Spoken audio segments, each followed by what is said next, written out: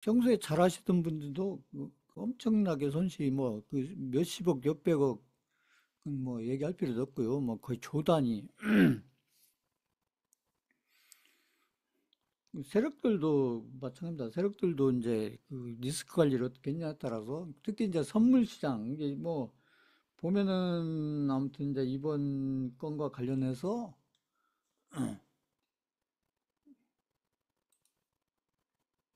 역대급 아무튼 코로나 때 뭐 그 전 아무튼 이게 코로나 때도 그때도 아무튼 뭐 청산이라고 그죠? 이 청산이라고 쓰는데 이게 청산 당했다. 이게 청산 당했다. 이 얘기가 이제 주로 이제 그 선물을 이게 비트코인도 선물이 있고 이더리움 뭐 그다음에 알트코인들 다 선물이 있어요.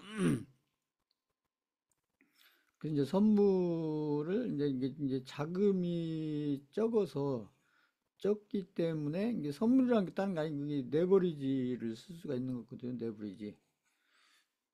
그래서 뭐막 10배, 15배, 20배 막 이런 레버리지. 이게 레버리지를 쓸 수가 있기 때문에 보통은 이제 그 개인들 입장에서는 이제 이렇게 자금이 적은 분들, 자금이 큰 분들이 굳이 뭐 레버리지 써가면서 할 필요 없는 거죠. 이게 이제 자금이 적은 분들이 뭐 시장이 좋을 때 빨리빨리 해서 아니면 시장 흐름이 좀 아무튼 본인들이 생각했을 때 대응할 만하다.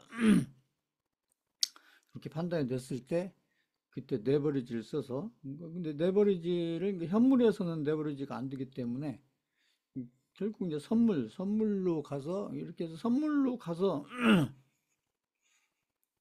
시장의 변동성이 이렇게 평이했을 때는 뭐 돈을 벌 수도 있어요. 벌 수도 이렇게 뭐 6개월이 됐든 1년이 됐든 2년이 됐든 3년이 됐든 이렇게 벌 수가 있습니다. 그죠? 벌 수가 있어요. 벌 수가 있는데 문제는 이게 레버리지를 쓰고 있기 때문에 이 최근에처럼 이렇게 막 이렇게 응? 막 이렇게 막 급락이 나온다 이러면 이렇게 막 6개월 동안 해서 벌은 거 그다음에 뭐 1년 동안 해서 벌은 거 아니면 뭐 2, 3년, 3, 4년 걸쳐서 벌은 거 이거 그냥 하루아침에 다 날아가는 게 이게 선물이에요. 이 선물입니다. 이건 세력도 예를 없어 세력들 중에도 이 선물을 하는 세력들이 있기 때문에 개인만 하는 게 아니라 세력들도 선물을 해요. 그래서 우리도 예전에 막 그랬잖아. 그 SK인가 어디 뭐 아무튼 선물해 가지고 뭐 몇천억 손실을 봤다. 몇 년 전에 그런 얘기가 있었잖아요. 그러니까 이게 이제 개인들 중에 이 자금이 적어서 아니면 개인들 중에 자금이 큰데도 욕심 때문에 아무튼 이렇게 벌 때 더 벌어야지. 이게 굉장히 위험한 거예요. 그래서 제가 이제 아무튼 이 비중 얘기를 많이 하잖아요. 비중 얘기를. 응? 특히 코인과 관련해서 제가 비중 얘기를 수시로 말씀을 드렸는데 그래서 내가 아무튼 비중을 이렇게 얼마냐가 문제가 아니고 내가 얼마를 가지고 하느냐, 이 얼마를 가지고 오냐, 이 얼마가 중요한 게 아니고 이 비중이라는 것은 얼마 이게 아니고 이 비율을 얘기한 거예요.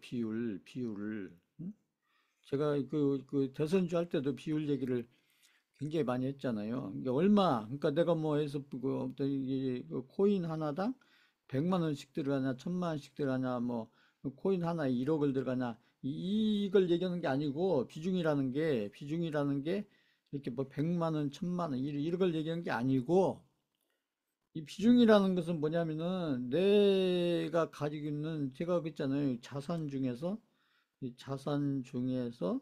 몇 프로 정도, 그러니까 몇 퍼센트, 이 총 자산을 100으로 봤을 때 100에 대해서 내가 해서 1%를 가지고 오냐, 1%를 가지고 오냐, 10%를 가지고 오냐, 20%를 가지고 오냐. 이걸 얘기하는 거예요. 이게 비중인 거예요, 비중. 이게 내가 뭐 100만 원이냐, 1000만 원이냐, 이 코인 하나당 100만 원 사냐, 1000만 원 사냐, 1억을 사냐. 이걸 비중이라고 하는 게 아니고 내 총 자산에 대해서 몇 프로를 가지고 해서 코인 한다면 코인에 대해서 내가 총 자산 대비 내가 몇 프로를 가지고 하느냐. 이게 비중인 거예요, 비중.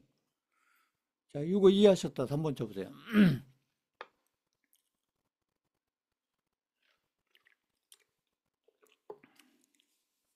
보통 개인들은 비중 하면은 내가 뭐 코인 하나당 100만 원씩 들어가느냐, 200만 원씩 들어가느냐, 10만 원씩 들어가냐, 뭐 1000만 원씩 들어가냐. 이렇게 생각하는데 그렇지 않습니다.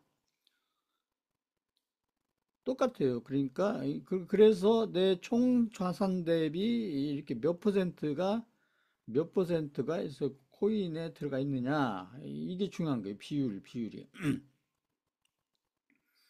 근데 이제 총 자산이라는 게 이제 이렇게 부동산이 차지하고 있는 비중이 보통 크기 때문에 저는 이제 그래서 이제 주식 자금을 가지고 했죠. 주식 자금이 이게 주가 되는 거고 이 주식을 주로 하는데 주식을 하는 이 비중 중에 일부를 덜어서 이렇게 해서 이 코인과 관련해서 이 반감기라는 이 사이클, 4년마다 오는 반감기라는 사이클과 맞물려서 이때에 그 알트코인과 관련된 어떤 불장이 거의 지금까지 A 없이 왔었고, 뭐 이번에도 이제 올 거로 이렇게 이제 어떻게 보면 거의 확신을 하고 이렇게 하는데, 그런데 문제는 이제 이 비중이 문제라는 거죠. 이게 비중이라고 하는데 사실은 더 정확히 얘기하면 이 비율을 얘기한 거, 비율. 그래서 제가 일단은 뭐 10%에서 이제 한 20% 정도 이렇게 많으면 20%, 적으면 10% 이렇게 저는 계속 말씀드렸잖아요. 근데 이제 이렇게 알트코인과 관련해서 이제 중간중간에 수강생분 중에 몇 분이 뭐 그런 얘기를 했었어요. 저한테 이렇게 뭐 문자로나 이렇게 물어본 분들이 많이 있었거든요. 그래서 아니 주식을 좀 더 덜어서 이렇게 코인으로, 아니 코인이 앞으로 그렇게 대박이 날 것 같으면, 응? 코인이 대박이 날 것 같으면, 응? 그러니까 이걸 잘 이해를 못 하시는 거예요. 보통 분들이. 응? 더 대박을 나 같으면 오히려 주식을 줄이고 오히려 주식을 한 10% 20% 하고 오히려 그래 80% 90%를 이 코인을 해야 되는 거 아니냐. 언뜻 생각하면 그렇게 생각이 들 수 있잖아요. 이게 보면 더군다나 이게 뭐 4년마다 오는 기이고 그렇다면은, 그런데 언뜻 보면 이게 결과 대비 봤었을 때 이게 언뜻 보면 맞는 얘기처럼 보이지만 문제는 뭐냐면 제가 늘 얘기했죠. 이게 항상 투자라는 것은 이제 결과를 보고 하지만은 투자를 해서 결국 성공하는 분들이 제가 얘기했듯이 이제 그죠? 뭐 상위 1% 이렇게 저는 얘기를 하잖아요. 상위 1%급에 해당되는 그런 결과가, 그러니까 뭐 코인을 하면은 이게 대박을 난다는 게 이게 무조건 난다는 게 아니고요. 제가 늘 얘기했다는데요. 알트코인에서 대박이 나려면 반드시 조건이 필요하다. 조건이. 응? 알트코인을 하면은 뭐 무조건 대박이 난다. 그러면은 그 앞에서 두 번 있었던 알트코인 사이클에서 그때 대박장이 왔었는데, 그죠? 그때 알트코인 했던 대부분의 개인들이 대박이 났어야 되지 않겠어요? 그런데 나중에 끝나고 나서 보면은 이제 고점 지나서 그런 얘기죠. 그 다음에 지나서 이제 하락장으로 접어들어서 막 1년, 2년 걸쳐서 쭉 내려가는 그런 장에 왔었을 때 보면은 결국 그래서 대박이 난 분은 결국 이 상위 1%만 대박이 나 있고 나머지 결국 99%는 대부분 그렇죠. 막 반토막 아니면 반의 반토막 아니면 뭐 거의 쪽박에 가까운 수준의 이렇다는 얘기죠. 이렇게 해서 그 왜 이런 결과가 오느냐는 얘기죠. 이런 결과가 왜 오느냐. 응?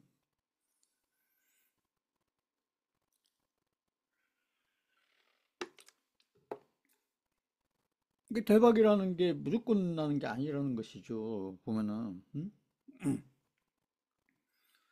그래서 그 투자를 하다 보면은 뭐 별의별 일을 다 만나게 되는 거예요. 저희가 이제 이 코인 가지고도 그렇지만은 생각을 해보세요. 그때 그 대선주 할 때도 저희가 대선주 할 때도 보세요. 대선주를 할 때도 이게 결과는 놔두고 우선 대선주를 할 때도 저희가 2018년도 11월에 시작했잖아요. 그죠? 그래서 2018년도 11월에 시작해서 2019년 11월까지만 해도 이거 1년 가까이는 좋았잖아요. 그때 그렇죠. 저희가 인맥주나 정책주 가지고 수익을 잘 내고 있었잖아요. 그죠? 이쪽 코인하고는 또 다르죠. 그래서 이렇게 이제 이렇게 잘 이렇게 해서 뭐 이렇게 이제 거의 이렇게 보면 이 과정이 굉장히 해피한 과정이죠. 해피하다. 그렇죠. 다 돈을 버니까 그런 쪽돈 돈을 계속 벌면서 1년이라는 게 이게 짧은 기간 아니거든요. 이렇게 해서 2019년 11월까지 그리고 어떻게 보면 2020년 2월 달까지만 해도 2월 달까지만 해도 여치 마찬가지 이 과정이 연속됐었다는 거죠. 이렇게 그래서 앞으로 이게 계속되면은 이제 아 이게 진짜 대박 나겠다.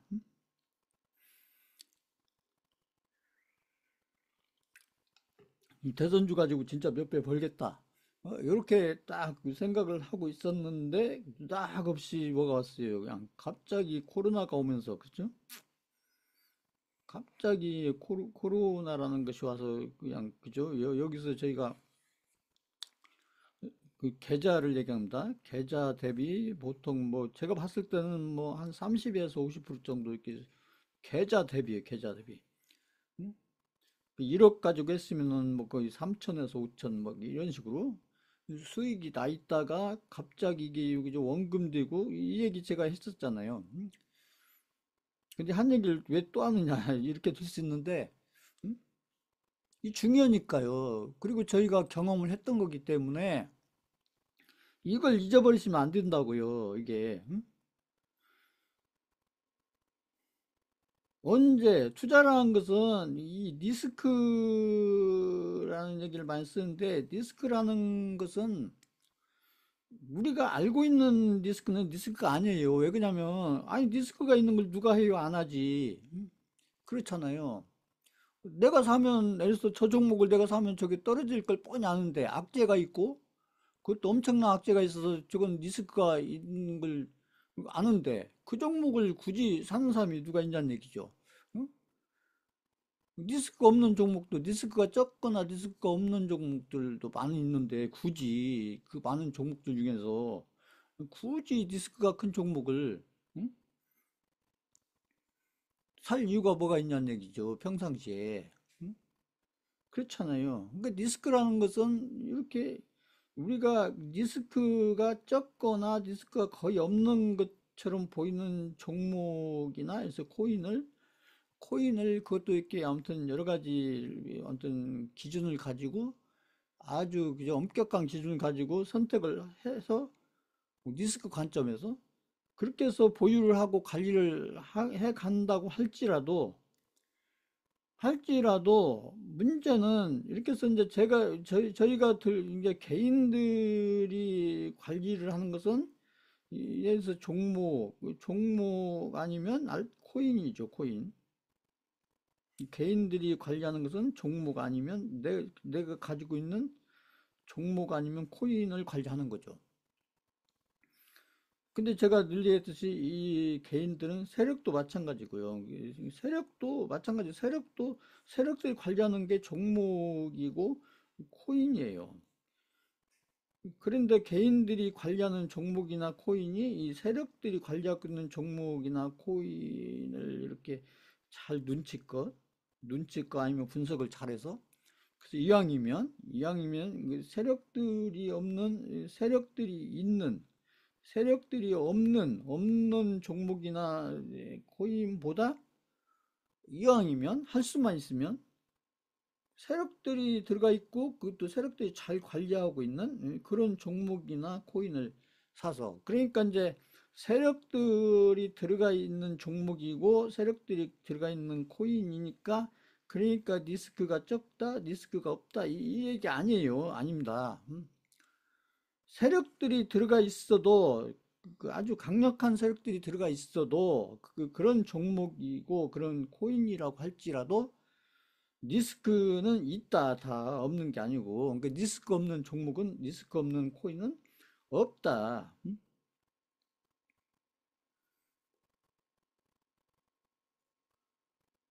그러니까 개인들이 들고 있기 때문에 그 종목은 리스크가 있고 그 코인은 리스크가 없다, 이게 아니고요. 세력들이 잘 분석해서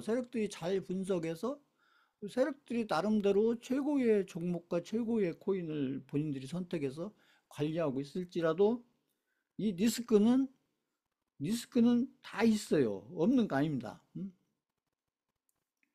그런데 이렇게 세력들이 관리하고 있는 이런 종목이나 코인이라고 할지라도 이 리스크가 뭐에 의해서 발생되냐? 주로 이제 발생이 되는 게 뭐예요? 시장 때문에 발생한다는 거예요. 시장 때문에. 시장이라는 것은 주로 이제 지수를 얘기한 거죠. 이 종목 같으면 지수가 되는 거고, 우리나라를 기준으로 하면 코스피 지수, 코스닥 지수, 요게 되는 거고, 이 코인 같으면 제가 늘 얘기했듯이 이제 이 코인에는 특별히 지수가 없기 때문에 그때 이 비트코인이 지수 역할을 한다. 이 얘기를 제가 했잖아요. 그래서 코인을 공부하거나 코인을 이렇게 설명을 할 때, 이 코인의 흐름에 대해서 설명을 할 때, 비트코인을 주로 하지도 않는데 왜 비트코인 얘기를 자꾸 하고, 거기에다 또 이더리움 얘기를 왜 자꾸 하느냐, 이렇게 생각할 수 있는데, 그건 다른 거 아니에요. 이 비트코인은 전체 코인에 대해서 지수 역할을 하고, 그 다음에 이더리움은 알트코인, 이게 비트코인, 이더리움을 뺀 나머지 알트코인들에 대해서 나름대로 이렇게 지수 역할을 해주기 때문에, 그러기 때문에 우리가 들고 있는 알트코인, 이제 우리한테 중요한 것은 우리들이 들고 있는 알트코인이 중요하지만, 이거 누가 몰라요? 우리가 들고 있는 알트코인이 중요하지만, 그런데 우리가 들고 있는 알트코인들이 에서 아까 세력들이 들어가서 관리하고 있는 알트코인들이라고 할지라도 결국은 이 시장의 흐름에 따라서 이게 비트코인과 이 이더리움의 흐름에 따라서 내가 들고 있는 알트코인들, 뭐 세력이 이렇게 관리하고 있는 알트코인이라고 할지라도 결국은 시장의 영향을 안 받을 수가 없다는 것이죠. 그 시장의 영향을 그리고 조금만 받는 게 아니라 알트코인들 같은 경우는 크게 받는다. 크게. 그 종목도 마찬가지고요. 종목도 이- 이게 결국에는 이제 내가 들고 있는 알트코인이 뭐고 내가 들고 있는 종목이 뭐였냐. 이게 이제 결론적으로는 중요한 거지만 우리가 이제 이 과정, 제가 늘 얘기했듯이 이제 투자 과정에서 봤을 때 예? 우리가 별의별 일을 다 만나는 게 투자라는 거죠. 별의별 일을. 이게 생각지도 못했던 별의별 일을 다 만나는 게 이 투자 시장이기 때문에 그래서 이 별의별 일을 다 만날 수 있기 때문에 이게 투자에서 가장 중요한 게 뭐냐면 생존하는 거예요. 생존. 살아남는 거라고요. 아웃되면 안 된다고요. 뭐가 이유가 됐든 아웃이 되면 그걸로 끝이 되는 거예요. 끝나버리는 거죠. 그러니까 시장에서 그 생존을 하면서 농론을 해야 된다. 농론을 해야 된다. 그래서 시장에서 이렇게 생존을 하면서 농론을 하려면 뭘 해야 돼요? 끊임없이 아무튼 리스크 관리를 해야 된다. 리스크 관리. 그리고 제가 늘 얘기했듯이 그 대선주에서도 말씀드리지만 이런 게 이제 우리가 2020년도에 그 코로나 사태나 아니면 며칠 전에 있었던 그런 뭐라고 붙이기도 그런데 아무튼 뭐 언론에서는 뭐 관세비입니다 뭐 이렇게 이제 트럼프에 의해서 관세비입니다. 근데 그것도 응? 어떻게 보면 이따 차트 보시면 되지만 이게 아무튼 이게 말도 안 되는 그런 어떤 뭐 갖다 붙이는 거죠. 관세 비밀하고. 원래 관세 빔이 있었어요? 아니죠. 그렇게 이제 어떻게 보면 폭락에 가까운 그런 흐름이 나오니까 이제 갖다 붙이는 거죠. 코로나 빔도 마찬가지고요. 그러니까 그래서 그 2020년도에 코로나 사태 때나 아니면 며칠 전에 했었던 관세빔 이런 것들이 한 번씩 오면은 그쵸, 그 언론에 다 발표가 안 되지만 그 개인들 중에도 그렇고 뭐 큰손들 중에도 그렇고 또 어설픈 뭐 그 세력들 중에도 그죠, 그런 막 엄청난 그런 변동성을 만나게 되면 그 개인은 말할 필요도 없고 큰손조차도 아니면 세력조차도 이 세력들 같으면 개인들 같으면 뭐 몇천 뭐 몇백 자금이 적은 분들 몇백 몇천 좀 자금이 드는 분들은 몇억 아니면 몇십억 이런 정도겠죠. 그러나 큰 손들 같으면 보통 이제 막 그 몇백억 이렇게 되는 거죠. 몇백억. 손실이 같은 거, 손실이.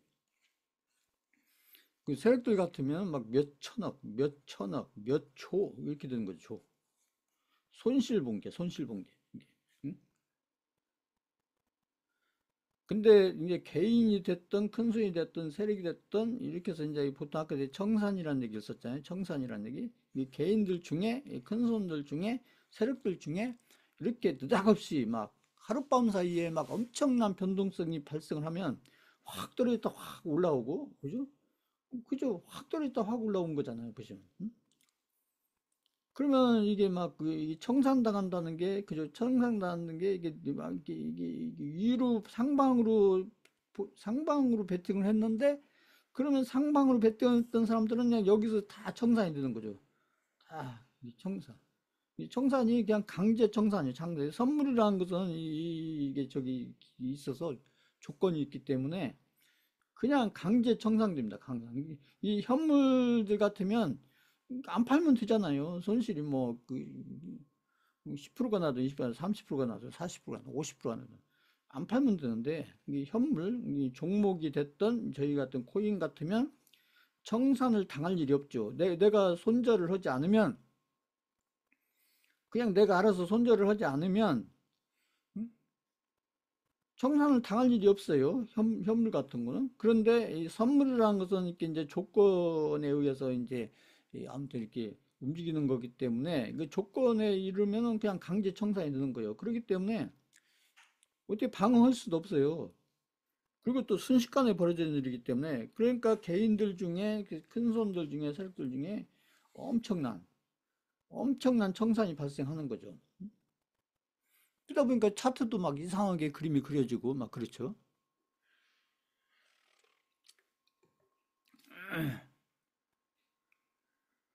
그런데 아무튼 이제 이렇게 청산이 당하면서 그러면서 이제 이 지수가 이만큼 하락할 게 막 이만큼 더 하락하게 되는 거죠. 응? 청산이 당하면서.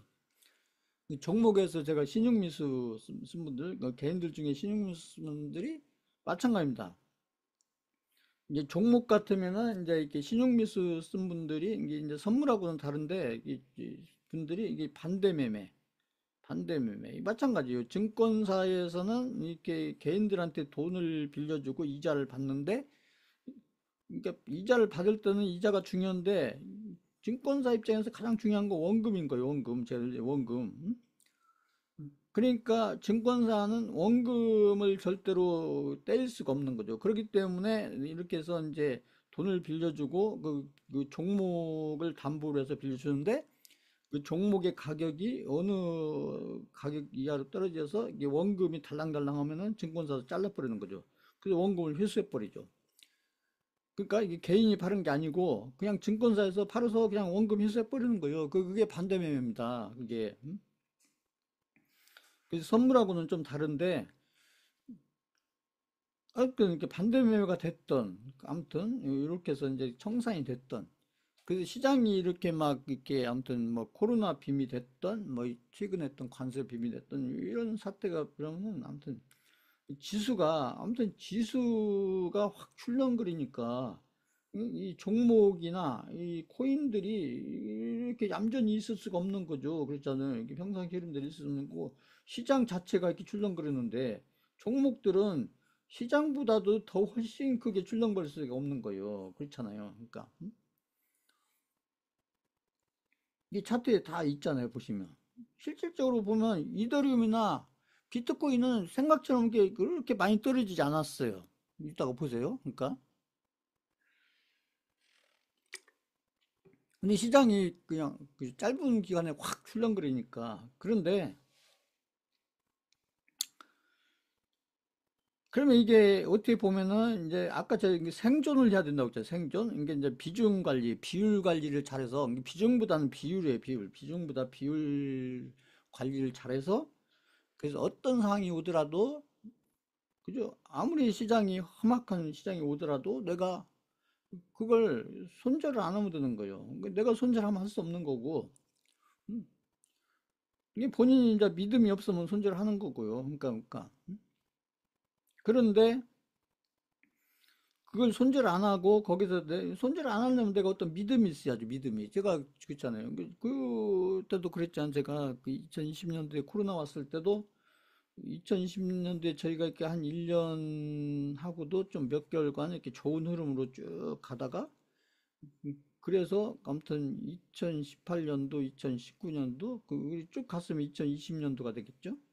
1년, 2년 이렇게 해서 이렇게 한 3년 정도를 보고 쭉 했었는데 그래서 이게 좋은 흐름으로 가다가 그래서 이게 좋은 흐름으로 가서 이렇게 복리구조로 쭉 가서 이렇게 해서 여기까지 쭉 이렇게 가야 이게 이제 저희 계좌가 원금 대비 뭐 3배든 4배든 5배든 이렇게 될 수가 있는데 그런데 갑자기 아무튼 이렇게 코로나 빔 같은 게 와서 막 시장이 출렁거리면은 이 종목들도 그게 아무리 좋은 종목이라고 할지라도 아무리 이유가 있는 종목이라고 할지라도 시장의 영향을 안 받을 수가 없다는 거죠. 시장의 영향을 다 받는다. 그런 얘기입니다. 그러니까 시장의 영향을 왜 안 받을 수 있냐, 그죠? 이렇게 막 폭락장이 오면은 막 급락장 내지는 폭락장이 오면은 그냥 거의 모든 종목이 다 떨어진다고 보면 되는 거예요. 마찬가지입니다. 그죠? 엊그저께 있었던 막 이렇게 해서 저 비트코인이 출렁거리고 이더리움이 출렁거리고 막 비트코인이 출렁거리고 그죠? 이 이더리움이 출렁거리고 그래서 지수가 출렁거리면 알트코인들 역시 이것보다 더 큰 폭으로 출렁거릴 수밖에 없는 거고 그렇잖아요. 그래서 이렇게 지수가 출렁거리면은 그것도 빠른 시일 내에 큰 폭으로 확 출렁거리면은 거의 모든 알트코인들이 내가 들고 있는 알트코인만 그런 게 아니고 내가 안 들고 있는 그죠? 모든 알트코인이 시장 대비 더 시장보다 더 큰 폭으로 출렁거릴 수밖에 없는데 그러면 이런 상황이 왔었을 때 이제 이렇게 이제 아까 청산을 당하거나 반대 매매를 당한 것은 그건 어쩔 수 없는 거고요. 그건 뭐 어떻게 방어할 수 있는 게 아니니까 결국 이런 상황이 왔었을 때 결국은 이제 대응을 해야 되잖아요. 대응을 해야 되는데 이런 상황에서 어떻게 뭐가 대응이냐? 제가 얘기했잖아요.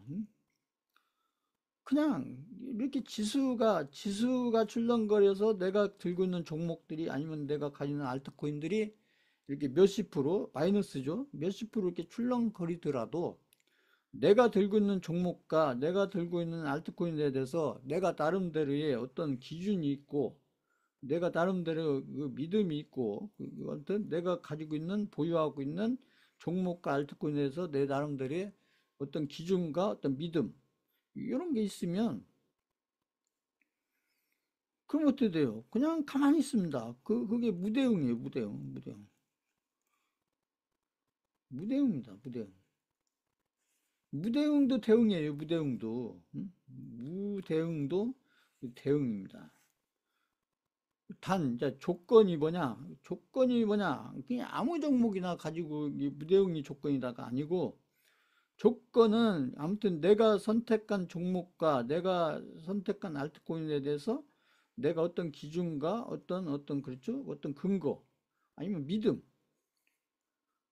이런 거.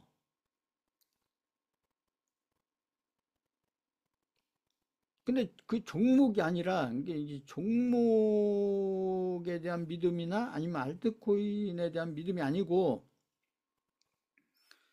이 종목이나 이 알트코인을 이런 막 출렁거리는 것이 나왔을 때 내가 어떤 버틸 수 있는 가장 큰 어떤 이유, 기준, 근거, 그건 뭐냐? 내가 이 종목들을 아니면 내 알트코인들을 내가 언제 내가 내가 이렇게 아무튼 바닥권에 샀을 때 바닥권에 산 종목에 대해서 이 바닥권에 산 알트코인에 대해서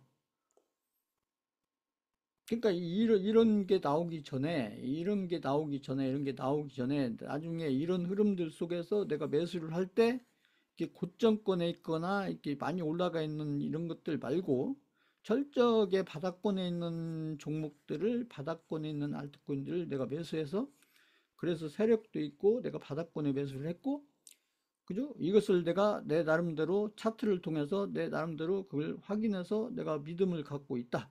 그러면 이런 조건이 됐었을 때는 그냥 무대응이 가장 좋은 대응이 된다는 얘기죠. 이게.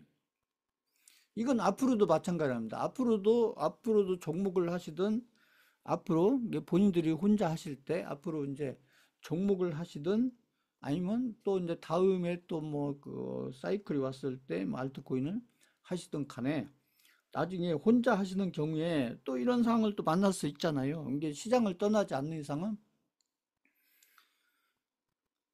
근데 시장에서 아무튼 이렇게 이제 이 종목을 가지고 돈을 벌어봤던 이번에 이제 알트코인 불장이 뭐 아직 끝난 게 아니기 때문에 아무튼 이번 알트코인에서 지금 이런 과정 속에 있다 하더라도 내가 여기서 아무튼 이렇게 좋은 결과를 나중에 얻고서 끝이 났다.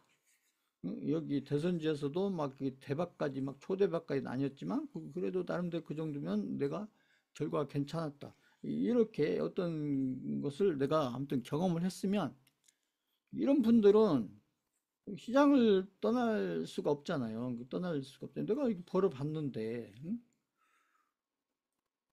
그죠? 요 기간 대비 그 많은 돈을 가지고 기간 대비 이렇게 내가 돈을 불릴 수 있는 그런 어떤 기회가 왔을 때 내가 그걸 잘 관리하고 잘 아무튼 선택을 해서 그것을 잘 좋은 결과로 연결했을 때 그런 결과를 얻어본 경험이 있는 분들은 시장을 떠날 리가 없잖아요. 그러니까 나중에 또 이렇게 뭐 5년 후에도 하고 있을 수 있고 10년 후에도 할 수 있고 뭐 그 이후에도 하고 있을 수 있다. 그래서 하고 있는 건 좋은데 문제는 그저 이렇게 이 코로나 같은 사태가 이게 2020년도에 있었잖아요. 근데 지금 올해가 2025년이니까 딱 보면 5년 만에 딱 온 거잖아요. 그러면 이게 그냥 그 5년이라는 게 그냥 단순한 숫자가 아닌 거예요. 그러면 여기서 또 대충 보면은 나중에 지금부터 해서 한 5년 후면은 또 뭔가 오지 않을까? 이게 좋은 일이, 좋은 흐름이 아니라 뭔가 이렇게 이런 흐름들이 뭔가 아무튼 이 주식에서 오든 또 뭐 코인에서 오든 아니면 다른 뭐에서 오든 생각해 볼 수가 있는 거죠. 그랬을 때 내가 혼자 하다가 이런 상황들이 만났을 때, 그렇죠? 그때 내가 어떻게 할 거냐. 그리고 만약에 내가 하다가 이런 상황이 올 수도 있기 때문에 내가 이렇게 종목을 선택할 때 아니면 코인을 선택할 때 나는 어떤 기준을 가지고 선택을 해요. 평소에 제가 있잖아요. 매매하면서 뭐 5% 벌고 10% 벌고 이런 게 의미가 없다는 게 이렇게 해서 이렇게 차곡차곡 싸가지고 뭐 몇백을 벌었던 뭐 몇천을 벌었던 뭐 몇억을 벌었던 응? 이렇게 벌었어도 결국은 이런 거 한번 만나면은 여기서 다 토해내 버리는 거예요. 다 토해내고 그죠? 이게 버렸던 것만 토해내는 게 아니라 원금까지 이게 버렸던 것만 토해내는 게 아니라 원금까지. 응? 저희도 그랬었잖아요. 여기 대선주 할 때 저희가 버는 것만 토해낸 게 아니라 거꾸로 막 마이너스 30% 40%까지 갔었잖아요. 그럼 원금이 그 마이너스 30% 40% 됐었다는 얘기죠. 음, 그렇게 된다고요. 그런데 저희는 그래도 바닥권에서 자꾸 또 벌었다가 이렇게 왔으니까 이 정도에서 멈춘 거지. 그냥 원금 들고 있거나 막 여기서 바닥권이 아닌 데서 막 이렇게 올라간 거 샀거나 이런 분들은 마이너스 3, 40가 아니죠. 마이너스 막 70%, 80%인 거죠. 이번에도 마찬가지예요. 음? 막 올라간 거 따라잡았거나 막 이렇게 막 위에 잘 가고 있다고 해서 그런 산 분들은 어떻게 됐겠어요, 계좌가. 이 종목 하나를 얘기한 게 아니고 그 코인 하나를 얘기한 거 아니에요. 제가 얘기한 건 이 계좌를 얘기합니다. 계좌. 그러니까 이런 상황이 왔을 때 내가 들고 있는 종목들이 아니면 내가 들고 있는 코인들이 마이너스 몇 프로냐 이게 중요한 게 아니고 내 계좌의 손실률이 얼마냐 이게 중요한 거죠. 그래서 그 손실률이 얼마 났다가 다시 이렇게 이제 시장이 지금 반등하고 있잖아요. 시장이 지금 반등하고 있잖아요. 지금 보면 이 반등해서 올라갈 때 그런 흐름들에 맞춰서 내 계좌의 손실도 예를 들어서 내가 계좌가 막 마이너스 예를 들어서 마이너스에서 막 40%뭘 이렇게 됐었는데 예를 들면 이게 시장이 올라가면서 그러니까 이 비트코인도 올라가고 이더리움도 올라가고 하면서 이게 올라가면서 이것이 마이너스 40%가 마이너스 39%, 마이너스 38%, 마이너스 30% 이렇게 줄어들어야죠. 근데 이렇게 비트코인하고 이더리움은 이렇게 올라가고 있는데 내 계좌는 이렇게 그대로 있거나 거꾸로 더 커진다. 마이너스 41%, 마이너스 40%, 뭐, 그 문제가 있는 거죠.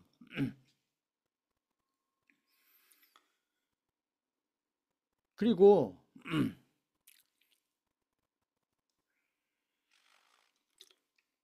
제가 늘 얘기했잖아요. 그러니까 지금은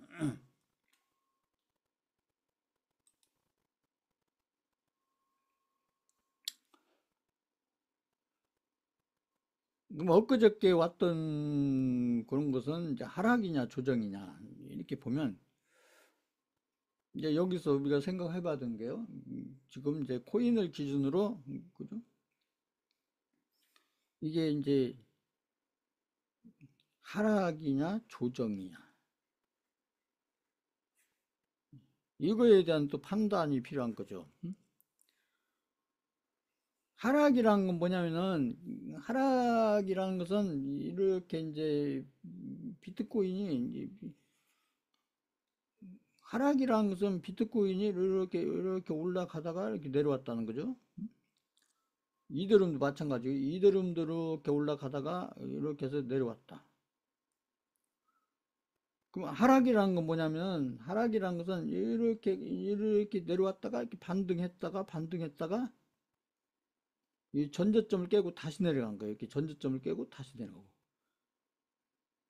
앞으로가 그렇다는 거죠. 또 여기서 이렇게 반등했다가 또 여기 전저점을 깨고 다시 내려간 거예요. 이게 하락인 거예요. 이게 하락. 그래서 이렇게 하락이면은 이게 비트코인이 이제 이 상승을 끝냈다는 거죠. 그리고 여기가 고점이었다는 거죠. 이더리움도 여기가 고점이었다는 거죠. 그러면 비트코인도 고점이고 이더리움도 고점이었으면 그다음엔 이렇게 반등하다가 다시 떨어지고 반등하다 떨어지고 마찬가지 이더리움도 이렇게 되면은 뭐 알트코인들도 없는 거죠. 이렇게 되면.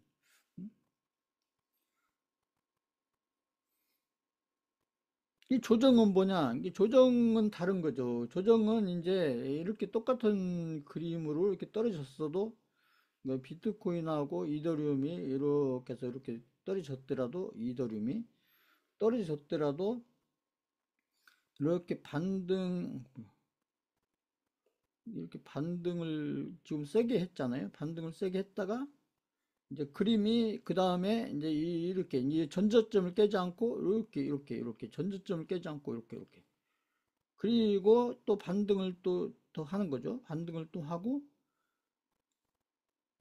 그래서 또 이렇게 또 다시 이제 조정을 하더라도 결국은 여기를 넘어간다. 앞에 여기를 넘어서 이렇게 가는 여기서 앞을 넘어가는 이렇게 되면 이 부분이 이제 하락이 아니고 조정이 되는 거죠. 조정.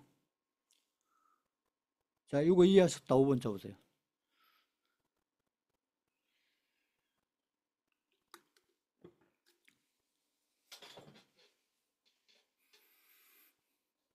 저번에 이거 가지고도 뭐 SNS나 막 뭐 유튜브나 뭐 아무튼 여기저기서 뭐 어떤 분들은 이제 끝났다 이렇게 계신 분들도 있고요.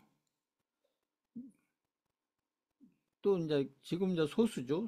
소수 이제 저를 포함한 소수분들이 이제 아니다. 이제 결국은 다시 여기 넘어간다. 응?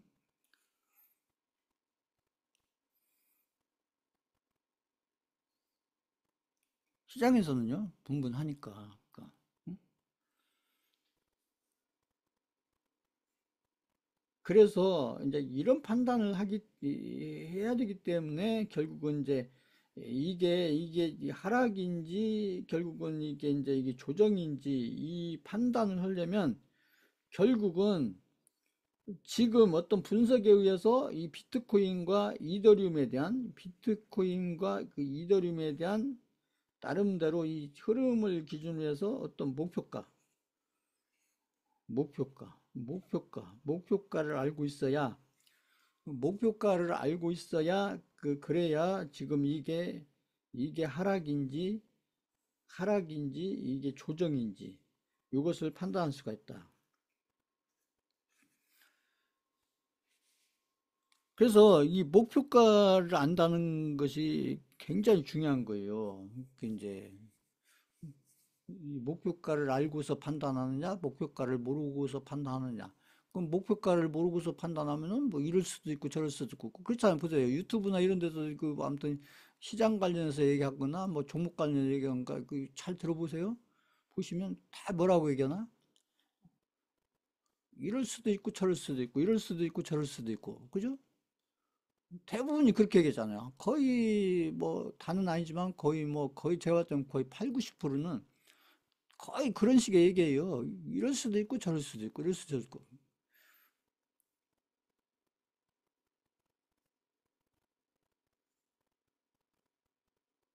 처음부터 끝까지 초지일관 그죠? 아니다. 상승이다. 요렇게 처음부터 지금까지 아니면 끝까지 계속 한 방향으로 계속 얘기하는 분들은 극소수다. 극소수다.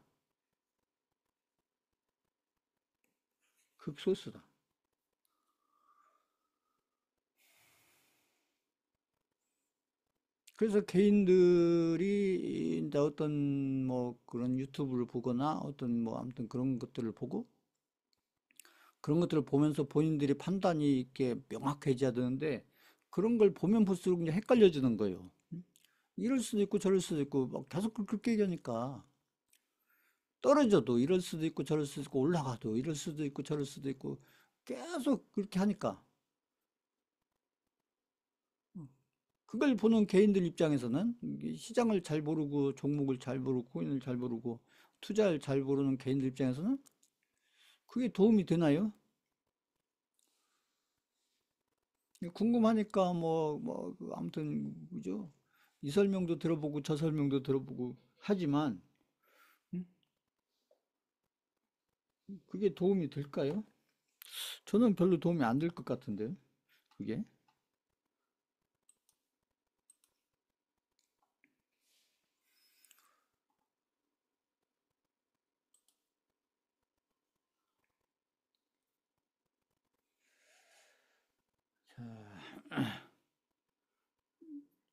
저는 그 이제 조정 중에서도 이제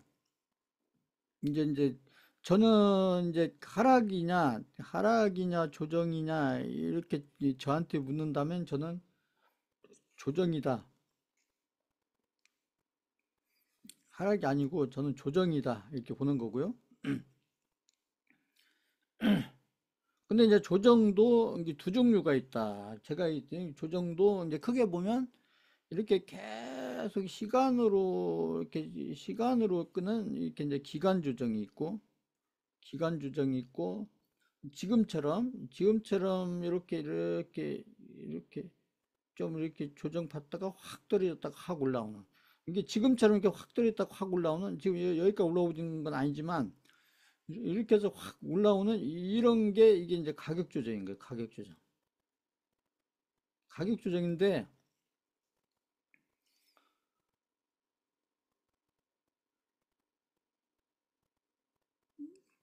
이게 나중에 이제 지나놓고 보면 결국은 이제 이 기간 조정하고 이게 이 기간 조정은 이제 이 가격이 크게 오르지도 않고 크게 떨어지지 않고 시간이 계속 흘러가는 거예요. 그러니까 일단은 그 손실이 나도 크게 손실이 나지 않죠. 그 수익이 나도 별로 안 나고 뭐 이렇게 해서 이렇게 계속 시간이 흘러가는 게 기간 조정이고, 근데 이제 이쪽에서 손실이 크게 안 나니까 어떻게 보면 이제 가격적인 측면에서는 가격적 면에서 개인들 입장에서는 이게 이렇게 여기서 끝나니까 이게 더 이렇게 안심이 될 수 있는데 그렇지 않다는 거죠. 그러니까 그러니까 제가 했듯이 이렇게 기간 조정이 이렇게 자꾸 길어진다는 것은 딴 거 아니에요. 왜 기간 조정이 왜 길어지냐? 다른 거 없습니다. 이게 이게 빨리 끝나려면 이렇게 길어지지 않고 빨리 끝나려면 이런 구간에서 그 개인들이 가지고 있는 물량을 많은 100%는 아니더라도 그 세력들이 원하는 만큼 이게 개인들이 포기를 해야 돼요. 근데 이게 기간 조정이 길어진다는 것은 이 개인들이 포기를 않는다는 얘기예요. 않으니까 그저 이렇게 이제 주봉으로 보면 그냥 주봉 4개로 끝낼 것을 막 8개로 연장하고 더해서 막 12개로 가고 그랬잖아요. 그때 비트코인도 보면. 그러니까 개인들이 위로 올라갈 거라고 보고 이걸 포기를 않는 거예요. 않는 겁니다. 그러니까 이게 이제 계속 길어지는 게 이게 기간 조정이고. 이 가격은 이제 크게 안 떨어지니까 좀 안심을 하는 거죠. 개인들이. 크게 안 떨어질 것 같고 이리는 갈 것 같고 그러니까 안 파는 거죠 개인들이. 그리고 개인들이 팔아야 개인들의 물량이 자꾸 줄어서 그 세력들 입장에서 세력들의 물량이 늘어나고 그래서 이걸 확 끌어서 올려갈 수가 있는데 개인들이 이걸 포기를 안 하니까 음? 그러면 이게 이제 이게 결과가 빨리 원하는 이게 결과가 빨리 나오기를 개인들 입장에서는 이게 자꾸 길어지는 거예요. 그래서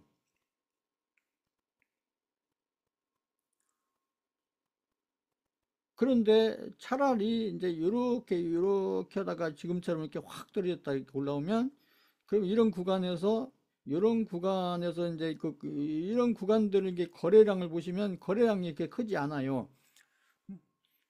이게 거래량이 크지 않다는 얘기는 무슨 얘기냐면 파는 사람만 있고 사는 사람이 없다는 거예요. 누가 사겠어요? 무서워서. 그죠? 파는 사람만 있지. 그러니까 아까 손절하거나 청산당하거나 이게 선물로 따지면 청산을 당하거나 아니면 손절당하거나 손절을 하거나 그죠?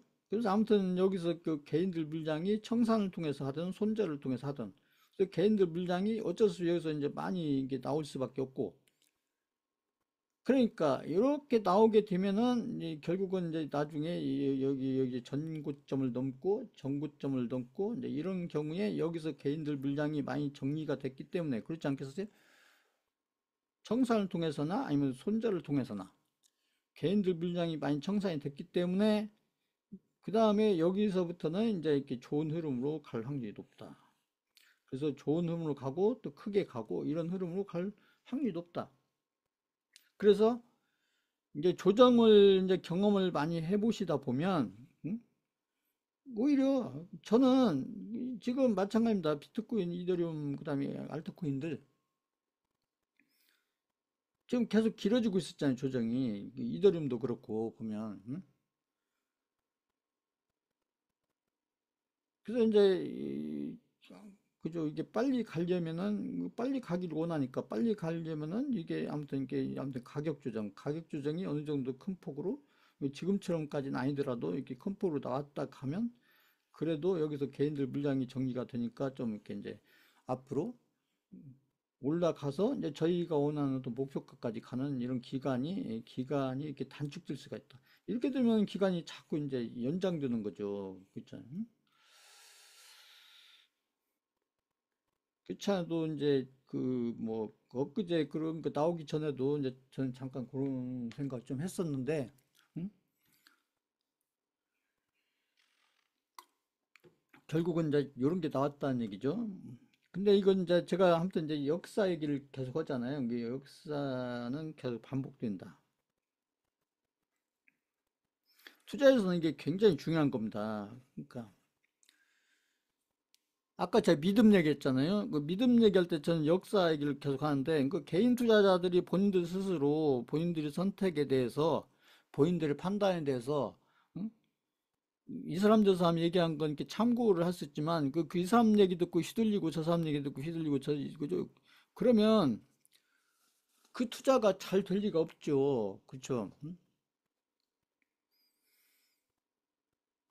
결국 본인들이 이제 어떤 기준과 중심을 잡고 딱 해서 이렇건 저렇든 아무튼 끝까지 가서 내가 어떤 결과를 내가 원하는 결과를 얻으려면 지금같이 투자 과정에서 오는 별의별 과정들을 다 만나게 되는데 음? 이게 처음이 아니라는 거죠. 코인과 관련해서 제가 이제 그 올려드렸지만은 이게 그때 폭락 나올 무렵에 제가 올려드린 거예요. 여기 보시면 2020년도 코로나 이후에 2021년도에 불장이 왔고 지금 이제 2025년도 2026년도 거치면서 지금 저희가 기대하는 불장이 와줘야 되는데 저는 올 거라고 생각하고요. 그런데 보시면 이제 이게 이제 이 차트가 보시면 이게 뭐냐면 이제 그림을 잘 보시면 이게 이제 이 코로나라는 걸 갖다 붙여서 그렇지 코로나가 왔으니까 그걸 갖다 붙이는 거예요. 근데 여기도 보면 세력들이 여기서 이게 질질 끌고 있잖아요. 보면 여기 보시면 이 보시면 그러니까 여기서 개인들 물량이 빨리빨리 털렸으면 그냥 이런 데서 갈 수도 있고 이런 데서 갈 수도 있었다는 얘기죠. 그런데 여기서 개인들 물량이 생각처럼 잘 안 털려서 한 번쯤 이렇게 한번 털었다 가야 되겠다 이렇게 생각을 했는데 마침 코로나가 딱 터지니까 이걸 이제 이유 삼아서 이 확 그죠? 가격을 확 떨어뜨리는 거죠. 조금 떨어뜨린 게 아니라 엄청나게 떨어뜨리는 거죠. 그리고 나서 아까 제가 한 얘기가 이 얘기예요. 이렇게 해서 상승을 해서 이때도 보시면 이렇게 반등했다가 그 다음에 여기서 보면은 이렇게 이제 조정을 받는데 여기까지 안 내려오잖아요. 안 내려오고 조정을 받고 그 다음에 또 다시 상승을 하잖아요. 상승을 하고 그 다음에 여기 조정을 이렇게 받고 그리고 나서는 결국은 여기 정고점을 넘어가잖아요. 정고점을. 그래서 이랬을 때 이렇게 가는 경우에 이거 요 부분을 하락으로 볼 거냐 조정으로 볼 거냐 했을 때 저는 조정으로 본다는 얘기죠. 조정으로. 이걸 하락으로 봤으면은 이게 이렇게 갔으면 안 되고 여기서 이렇게 떨어졌다가 그다음에 반등했다가 반등은 좀만 하고 다시 이렇게 떨어졌어요. 다시 떨어졌어요. 다시. 그래서 여기 앞에 전저점을 깨고 다시 내려와서 또 이렇게 반등했다가 여기서 반등했다가 그러니까 이렇게 생각해 보시는 거예요. 이렇게 해서 이렇게 강 그림만 보지 마시고 이것을 이렇게 공부를 하시려면 본인들이 이렇게 갈 수도 있지 않았겠느냐. 근데 왜 저렇게 갔을까? 그래서 여기 전저점을 깨고 여기서 또 반등했다가 또 여기서 이렇게 내려가서 이렇게 가버렸으면 이때도 이 불장이 없었을 거란 얘기죠. 없었는데 이게 많이 큰 폭으로 떨어지기는 했었지만 결국은 이렇게 해서 반등했다가 좀 조정받고 또 다시 반등했다가 결국 전고점 넘어가고 이렇게 가면서 결국은 여기가 불장이었다는 거예요. 불장. 그죠? 여기서 기다렸던 불장이 이렇게 큰 조정을 받고 이게 가격적으로 큰 조정을 받고 나서 그리고 나서 한 번에 쭉 올라간 건 아니지만 이렇게 올라가다가 조정받고 또 올라가다 조정받고 이러면서 결국은 이건 시간 문제니까 그런데 이때도 이런 게 없었으면은 이게 이런 게 안 나왔으면 여기서 조정을 계속 이렇게 받을 수도 있었다는 얘기죠. 이렇게. 응? 근데 지금도 마찬가지입니다. 지금도 이제 이것은 이제 앞으로 이건 이제 미래 얘기지만 여기도 여기서 이렇게 조정을 받다가 여기서 개인들이 딱 정리가 잘 됐으면 이렇게 갈 수도 있었다는 얘기죠. 여기도 갈 수도 있었고. 근데 여기서 개인들이 세력들 입장에서 봤을 때 이게 아무튼 세력들이 원하는 만큼 정리가 잘 안 되고 있었던 차에 이렇게 이제 코로나 아니 그 뭐 관세빔 트럼프에 의한 관세빔 이런 얘기가 나오니까 아무튼 이렇게 해서 이제 큰 폭으로 뭐 이때는 거의 막 마이너스 50% 60%예요 여기 대비. 근데 여기는 이제 여기 대비 여기가 뭐 마이너스 한 30% 정도 이렇게 되니까 보면 이때보다는 적지만 그래도 이렇게 나왔기 때문에 결국 이제 제가 하는 얘기는 뭐냐면 이제 여기서 이렇게 지금 반등했잖아요. 계속 올라간 게 아니라 또 여기서 이렇게 조정을 받던 이렇게 조정을 받던 아무튼 여기 가격으로 조정을 받던 그리고 나서 또 결국은 또 올라가서 결국은 여기 앞에 여기 전고점을 넘고 결국은 이제 이런 불장으로 갈 거다. 저는 그렇게 생각을 하고 있다는 거죠. 그래서 이번에 이렇게 좀 이렇게 이제 며칠 전에 큰 폭으로 떨어졌던 그 부분은 저는 하락으로 보지 않고 조정으로 본다. 비트코인도 이더리움도 알트코인들도 이게 저는 하락이 아니고 조정이다. 이렇게 판단하고 결국은 오히려 저는 이런 게 나왔기 때문에 저는 이제 불장으로 가는 시간대가 더 단축됐다 이렇게 보는 거예요. 여기서 질질질 끄는 게 아니라 여기서 오히려 여기서 큰 폭으로 이렇게 내렸다가 이렇게 조금 이제 반등해서 올라가는 그런 중이기 때문에 저는 여기서 이러고 있을 때보다 오히려 이렇게 하고 난 이후에 이런 흐름들이 저는 더 좋은 흐름으로 저는 바뀌었다. 이렇게 보고 있기 때문에 그래서 아무튼 이제 이런 걸 만나려면 이런 데서 포기하면 이런 거 못 만나는 거예요. 이게 포기하면 만날 수가 없죠. 그러니까 결국은 제가 얘기한 것은 한번 선택해서 중장기를 통해서 내가 아무튼 대박이든 초대박이든 뭐 이렇게 해서 큰 수익을 내가 계좌에서 만들어 보려면 끝까지 가봐야 된다. 끝까지. 이제 끝이란 게 어디예요? 알트코인별로 이 목표가까지 가봐야 된다. 얘기죠. 이게 끝이잖아요. 끝까지 가봐야 된다. 끝까지. 이제 중간에 이렇게 힘든 과정이 나와도 가야 된다.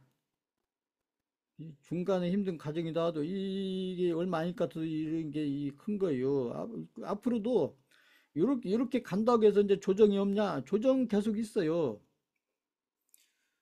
그것도 작은 조정이 아니라 상당히 큰 조정이 계속 기다리고 있어요. 계속 기다려. 그래서 이게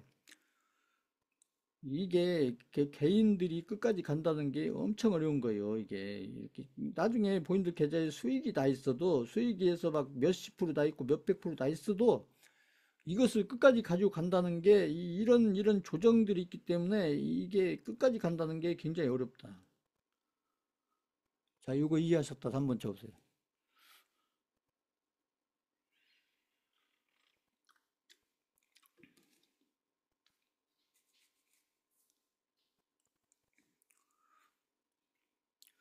제가 얘기했잖아요. 결국은 이제 중장기를 해서 내가 원하는 목표를 이루려면 중간에 포기를 하지 않고 결국 끝까지 가야 되는데 끝까지 가는 과정에서 우리가 이제 이렇게 지금처럼 이렇게 손실이 다 있는 구간이 있어요. 시간적으로. 이게 마이너스가 몇 프로가 됐든 간에 시간적으로 보면 이렇게 6개월이 됐든 1년이 됐든 뭐 1년 반이 됐든 2년이 됐든 이렇게 손실이 나 있는 구간. 이런 구간들, 지금 이런 구간들에서는 개인들이 나름대로 이렇게 버텨요. 버팁니다. 지금 막 힘들다고 하지만 버텨요. 그러니까 개인들이 이런 데서는 왜 버티냐면 그냥 이 가격적인 부분에서 포기를 했거든요. 포기를. 근데 어떻게 운 좋게 이제 이게 수익으로 나서 이게 어떻게 그냥 기다리다가 그냥 포기하고 기다리고. 그러니까 이때 하락 이렇게 손실 났을 때는 왜 버티기를 잘하냐면 이게 거의 심리적으로는 거의 포기 상태이기 때문에 포기 상태 때문에 잘 버틴다. 이건 종목에서도 마찬가지예요. 코인에서도 마찬가지고. 근데 이제 진짜 힘든 구간이 어디냐면 여기입니다. 여기가 아니에요. 손실 나 있는 이런 구간에서 내 계좌가 이렇게 손실 상태였다. 응? 그래서 이때 버틸 때하고 그다음 이제 여기를 넘어가면서부터 내 계좌가 플러스로 바뀌었다. 그래서 이런 구간들에서는 내 계좌가 뭐 플러스 50%가 됐든 플러스 뭐 60%가 됐든 플러스 뭐 100%가 됐든 계좌가 이렇게 플러스가 난 상태에서 그다음에 이제 코인들도 플러스가 이렇게 거의 다 나 있다.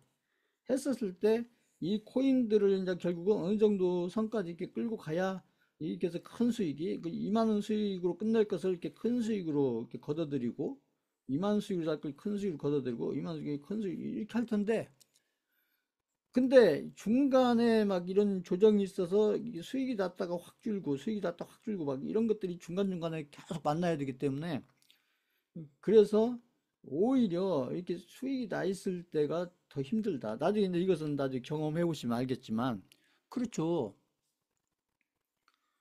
저희가 지금 이 수익코인 가지고 경험하고 있잖아요. 수익코인 가지고 있잖아요. 거의 뭐 600%, 700% 났다가 막 거의 200%, 300% 떨어졌다가 또 이렇게 좀 올라갔다가 또 떨어졌다 막 이걸 하고 있잖아요. 근데 이걸 끝까지 가려면은 그냥 이런 늘었다 이런 것들을 그냥 하나의 과정으로 보고 그냥 큰일 났다가 아니고 그냥 덤덤하게 보셔야 돼요. 덤덤하게. 그래야 내가 그죠 나중에 여기를 다시 넘어서 여기까지 가려면 이런 과정들을 막 내가 여기서 팔 걸 여기서 팔 걸 여기서 팔 걸 이게 아니고 음?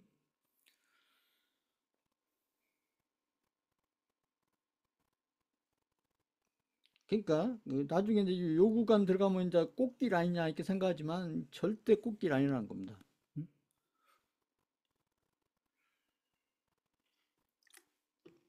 그래서 제가 포모 얘기했잖아요. 포모.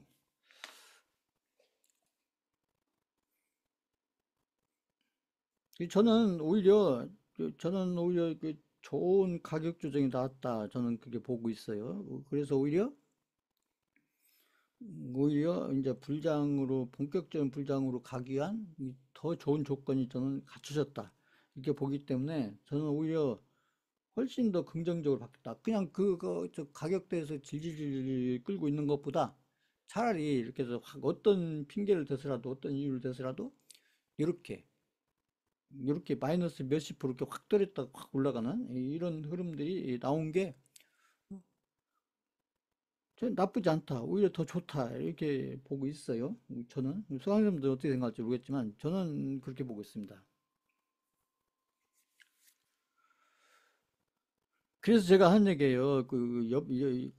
아무튼, 본인들 주위의 분들 도와준다고, 이렇게 종목 주고, 이렇게 코인 주고, 알려주고, 이렇게 하시면, 엊그제 같은 그런 거 만나면은 온갖 원망을 다 들을 거 아니겠어요. 그거 어떻게 설명할까요? 응? 설명해도 통하지 않거든요. 그것도 이제 좀만 샀으면 문제인데 또 막 몇 억 샀다든지 몇 천 샀다든지 그러면은 그거 어떻게 감당해요? 그거.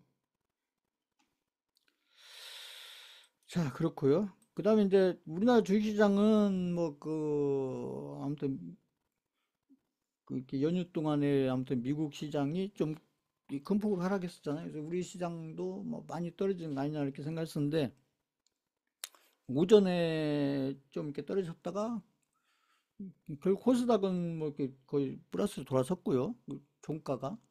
이 코스피도 뭐 마이너스 거의 막 80% 90% 이렇게 됐다가 이렇게 결국 마이너스 20, 30%로 이게 폭을 확 줄여서 이렇게 됐죠.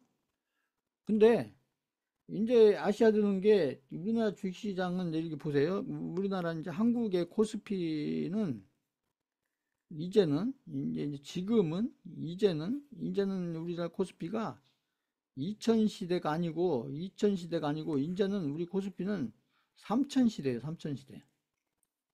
3000시대. 그렇기 때문에 뭘 아셔야 되냐면 코스피 이전 시대에는 막 마이너스 아니 코스피가 막 코스닥 코스피가 마이너스 막 해서 60포인트 50포인트 이렇게 마이너스 50포인트 60포인트도 이렇게 하락을 해도 하락이죠. 이렇게 하락을 해도 이게 막 큰 폭으로 하락했다. 이렇게 생각할 수 있었는데 뭐 여기서 막 마이너스 100포인트면 엄청 떨어진 거고 이게 마이너스 100포인트 떨어지면 거의 막 폭락 수준이고 이렇게 봤는데 지금은 이제는 2000시대가 아니고 이게 3000시대이기 때문에 이제는 이거의 두 배, 그냥 마이너스 거의 뭐 100%, 100포인트 가까이 떨어져도 마이너스에서 막 80포인트 이렇게 떨어져도 그냥 이것은 그냥 이게 막 이게서 막그 급락이다 막 폭락이다 이럴 게 아니라 이제는 이렇게 해서 2000시대에서 3000시대 가면 그만큼 변동폭이 커진 거예요. 변동폭이 커졌기 때문에 마이너스 80포인트, 90포인트 떨어져도 그냥 그렇다. 보통이다. 이렇게 보셔야 돼요. 보통이다. 생각을. 옛날 2000시대 때 보던 그런 감각으로 보시면 안 되고, 이제는 3000시대에서는 마이너스, 그냥 플러스 80%, 70% 올라갈 때도 막 오늘 엄청 올랐는 데가 아니고, 그냥 올라간 만큼 올라간 게 되는 거고, 오늘처럼 오전에 이렇게 막 마이너스 80포인트, 90포인트 떨어지면 오늘 막 엄청 급락가 아니고, 그냥 떨어질 만큼 떨어진 거다. 이렇게 보셔야 맞다는 얘기입니다. 이제는 3000 시대니까 코스피 지금 3000 거의 600 근처가 있으니까 3000 시대잖아요. 자, 이거 이해하셨다. 5번 쳐보세요. 이해하셨다. 5번. 이제 시장이 바뀌었다. 그러니까 시장이 바뀌었기 때문에 우리가 지수 대비 이렇게 상승폭이나 지수 대비 하락을 볼 때 옛날 2000 시대 때 보던 그런 감각으로 보시면 지금 시장에 전혀 맞지 않는 감각으로 보면서 혼자 걱정하고 혼자 좋아하고 시장하고는 전혀 상관없는 걱정을 하고 시장하고 전혀 뭐죠? 좋아할 일이 아닌데 좋아하고 이런 게 된다는 것이죠. 그러니까 지금은 이제 그래도 급락이다 그러면 그래도 막 마이너스 한 150포인트 하루 막 이렇게 150포인트, 200포인트 이렇게 떨어져야 와 그래도 좀 급락했구나 이렇게 봐야 되고요. 그리고 급등도 맞잖아요. 급등도 하루에 막 100포인트, 200포인트 이렇게 올라야 한 150포인트, 200포인트 올라야 이게 오늘 시장이 급등했구나 이렇게 봐야죠. 시장이 바뀌었다. 바뀌었기 때문에 내가 시장을 보고 하는 생각도 시장에 대해서 내가 갖는 감각도 달라져야 된다. 왜냐하면 시장이 바뀌었기 때문에. 옛날 생각을 2000시대 코스피 2000시대에 가졌던 생각이나 2000시대에 가졌던 감각을 가지고 시장을 자꾸 그죠? 해석을 하거나 분석을 하면 지금 시장하고는 전혀 안 맞는 그죠? 분석과 해석을 하고 있다. 이렇게 되는 거고요. 자, 오늘도 그냥 일단은 이제 오늘은 제가 지금 이제 교육용 종목 하나 드리겠습니다. 교육용 종목. 전에도 제가 한번 드렸었던 것 같기도 한데, 일단은 뭐냐면, 삼성전기.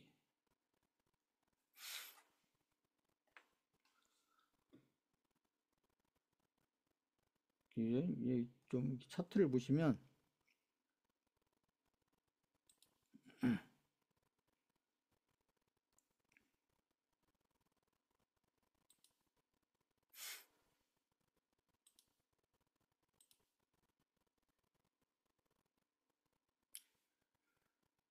자, 삼성전기를 보시면 흐름이 좋죠. 보시면.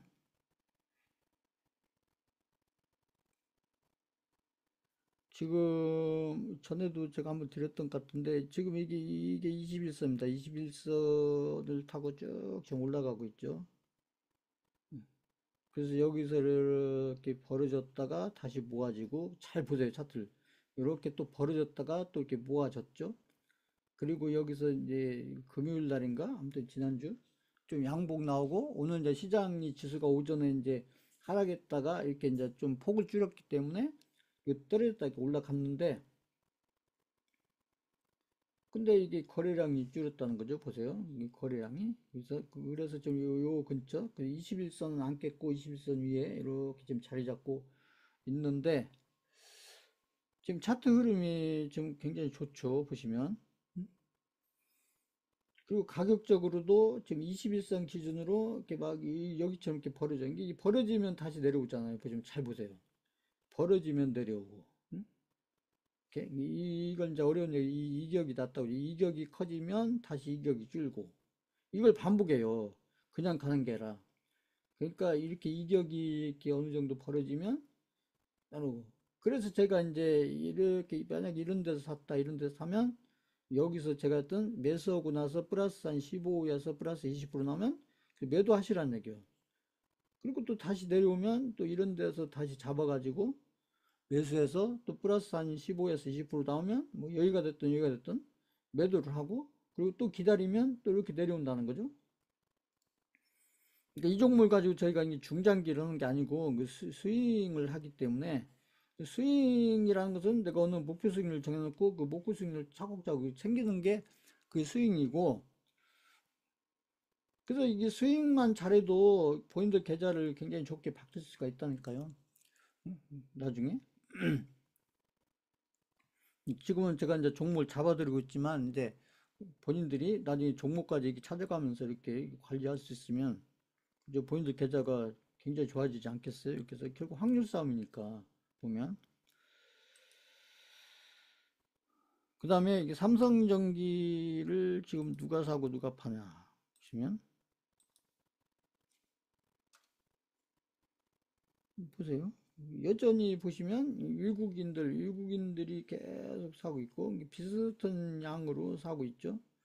그 다음에 기관도 사고 있고, 근데 개인들이 이 두 개 합친 것, 그죠? 합친 것만큼 팔고 있죠. 뭐 수급 굉장히 좋죠. 그러니까 이렇게 아무튼 좋은 조건을 갖춘 종목들은 시장이 좋고 나쁜 게 상관없이, 그죠? 시장이 폭락이 나오든 급락이 나오든 상관없이 이런 좋은 조건을 갖춘 종목들은 시장에 항상 있다는 겁니다. 중요한 것은.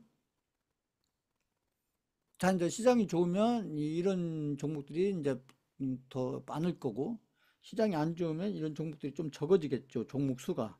그 차이만 있을 뿐, 시장이 좋든 나쁘든 제가 얘기하는 수급과 차트의 위치와 그 다음에 실적도 보세요. 실적도 시장이 안 좋다고 해서 모든 종목의 실적이 안 좋은 거 아니거든요. 그걸 아셔야 됩니다.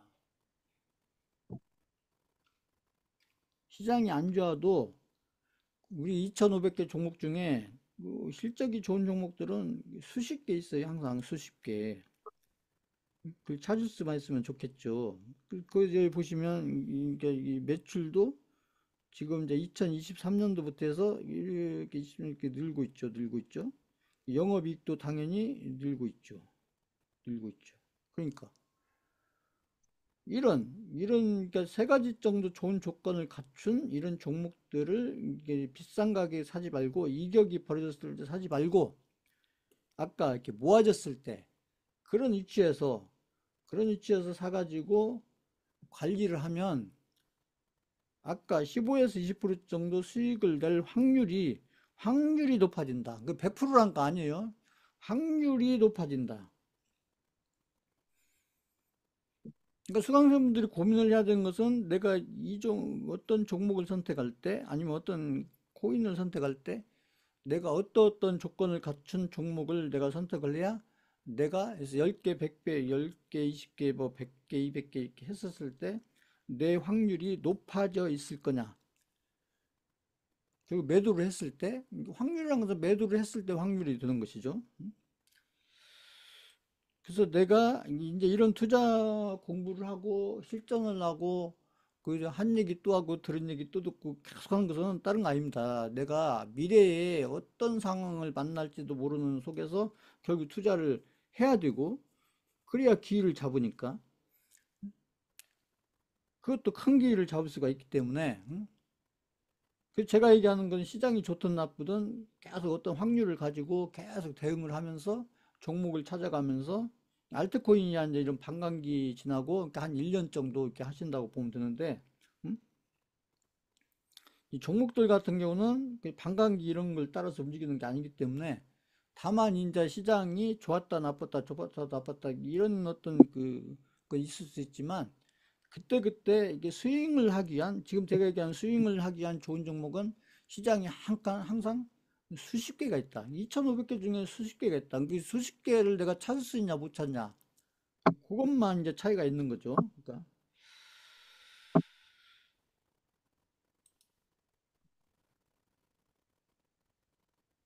그리고 지금 보시면 이제 뭐 그 삼성전자 보세요. 삼성전자도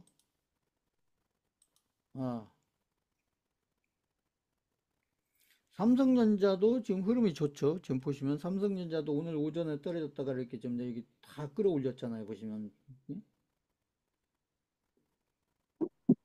이런 데 윗골이 달긴 했지만 결국 다 올리잖아요. 보시면 그 앞에 전고점 넘어갔죠. 보시면 그 지금 얼마예요? 94,000 얼마까지 왔잖아요. 삼성전자가 이렇게 흐름이 좋고 뭐 SK하이닉스 마찬가지입니다. SK하이닉스도 지금 흐름이 좋죠. SK하이닉스도 이걸 다 누가 나쁘다고 해요. 보시면 오전에 뭐이 삼성전자 SK하이닉스 좀 떨어지니까 또 막 뭐 저쩌고 막 하던데, 응? 오후 되니까 다 양봉으로 바뀌면서 위로 싹 끌려 올리면서 SK하이닉스도 흐름이 좋잖아요. 보시면 이렇게 그렇죠. 지금 43만 9천까지 왔죠. 저희가 SK하이닉스 저기 앞에서 막 9만 원대 10만 원대 계속 얘기했던 종목이 지금 벌써 43만 원까지 왔잖아요. 이 불과 1년 1년 전 얘기예요. 1년 전.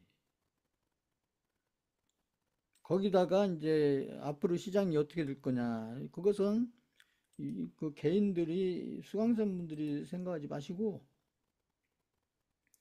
코덱스 레버리지를 보셔라. 제가 이 코덱스 레버리지를 보고, 그리고 외국인과 기관들이 아무튼 누가 사고 누가 파는지 그걸 보시라는 거죠.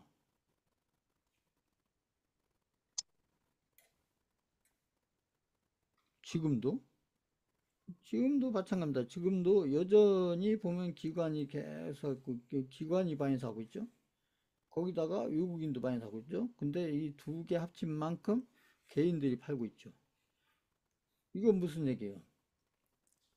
앞으로 이 데이터들이 얘기한 것은 한국의 코스피가 지금 오늘 뭐 3,600 근처에 와 있지만 계속 간다는 얘기예요. 그러면 올해 연말 2025년도 12월 말에는 우리나라 코스피가 지금보다 내려갔을 거냐 위에 있을 거냐. 그러면 지금 이런 데이터들을 보면 지금보다 올라갔을 거다. 그러니까 아마 우리나라 코스피가 한 4천 이상 이렇게 가 있지 않을까? 이렇게 생각을 해보는 거죠. 이렇게 해서 맞춘다 아니가 아니고요. 이렇게 해서 이런 데이터를 기반으로 해서 이렇게 객관적인 어떤 판단을 해보는 거예요. 뭐 주위에서 뭐 어쩌고 막 여기저기서 뭐 어쩌고 지표 가지고 뭐 어쩌고 그런 것들도 중요하지만 실전 투자에서 내가 시장에 대해서 앞으로 우리나라 코스피가 지금 막 3,600원이 고점 아니야? 너 다 올라온 거 아니야? 내가 보기에 다 올라온 것 같은데 이렇게 해서 본인이 이렇게 판단하지 마시고 나보다 훨씬 많은 데이터와 노하우와 그저 많은 정보를 가지고 있는, 이 정보라는 것은 그저 단지 경제적인 정보만 얘기하는 거 아니죠. 음? 투자와 관련된 온갖 정보를 다 얘기하는 거죠. 개인들이 들을 수 없는, 개인들이 접할 수 없는 그런 정보들, 고급 정보들이죠. 시장과 관련해서 아니면 아무튼 종목과 관련해서 개인들이 전혀 접할 수 없는 그런 정보들을 가지고, 그리고 그런 데이터 분석 능력 아니면 미래에 대한 어떤 해석 능력, 이런 것들이 개인들보다 훨씬 뛰어난 이런 외국인과 기관들이 이 코덱스 레버리지 같은 종목을 지금 사고 있냐 팔고 있냐, 그것도 많이 사고 있냐 조금 사고 있냐, 뭐 이런 걸 보시면 올해 연말, 최소한도 올해 연말, 내년 상반기, 그러니까 2026년 상반기가 어떻겠다. 이게 딱 나오잖아요. 그쵸? 그 시장과 궁금하면 그냥 코덱스 네버지 이렇게 해서 이거 보세요, 이거.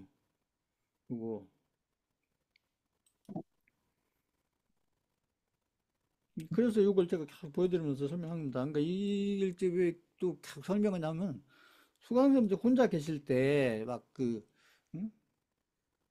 막 이것 때문에 불안하고 저것 때문에 불안하고 막 이 얘기 들어보면 시장이 내려갈 것 같고 이거 이 얘기 들으면 올라갈 것 같고 이 얘기 들으면 시장이 고점인 것 같고 응? 이 얘기 들어보면 시장이 고점이 아니고 앞으로 더 가야 될 것 같고 막 그래서 판단이 안 될 때는 이 코덱스 레버리지 딱 켜놓고 응? 보세요. 지금 이렇게 보다가 나중에 이제 그 우리 코스피 지수가 만약에 저기 5천을 가든 6천을 가든 이렇게 해서 거의 고점 근처 갔을 때 그때 그때는 이제 코덱스 레버리지를 누가 사고 누가 파는지 그때 그때 보면은 지금하고는 또 정반대의 데이터가 만들어지겠죠. 그때는 이제 개인들이 주구장창 사고 기관과 유분이 열심히 팔고 그런 데이터가 틀림없이 나올 거예요. 나중에 보세요. 1, 2년 후에. 그때는 이제 코덱스 네이버지를 보여드리면서 제가 그 설명을 계속 하겠죠. 이렇게 보시고요. 그 다음에 그 시장은 뭐 걱정할 필요 없어요. 이게 지금은 누가 좋은 종목 가지고 그잘 버텨서 중장기로 가서 이렇게 좀 큰, 최소한 중박 이상의 큰 수익을 만들어내냐. 이게 중요한 겁니다. 그리고 이제 제가 드리는 종목들이 거의 지금 우량주들을 드리고 있기 때문에 수강생분들이 좀 비중을 보통 때보다는 비중을 조금씩 실어도 된다 이 얘기를 계속 얘기했죠. 이 종목수가 중요한 게 아니고 이런 강세장에서는 종목수 많은 사람이 좋을 것 같지만 그렇지 않아요. 종목을 아무튼 최대한 압축을 하는 게 좋습니다. 이왕이면 강한 종목으로 자꾸 압축하는 게 좋아요. 압축하는 게. 자, 이거 이해하셨다. 3번 쳐보세요. 강세장이면 종목수가 자꾸 늘어나야 되는 거 아니냐? 이건 개인들 생각이에요. 응? 강세장일수록 종목수를 줄여서 압축을 해야 돼요. 압축을. 그리고 강세장에서는 자꾸 바닥에 있는 종목을 살려오지 말고 오히려 이렇게 어떤 이렇게 막 전고점 넘고 신고가 가고 막 이런 종목들 있잖아요. 지금 노브티즈 같은 거 보세요. 노브티즈 지금 노브티즈 보세요. 노브티즈 제가 매도라고 안 하잖아요. 보세요. 노브티즈 보세요.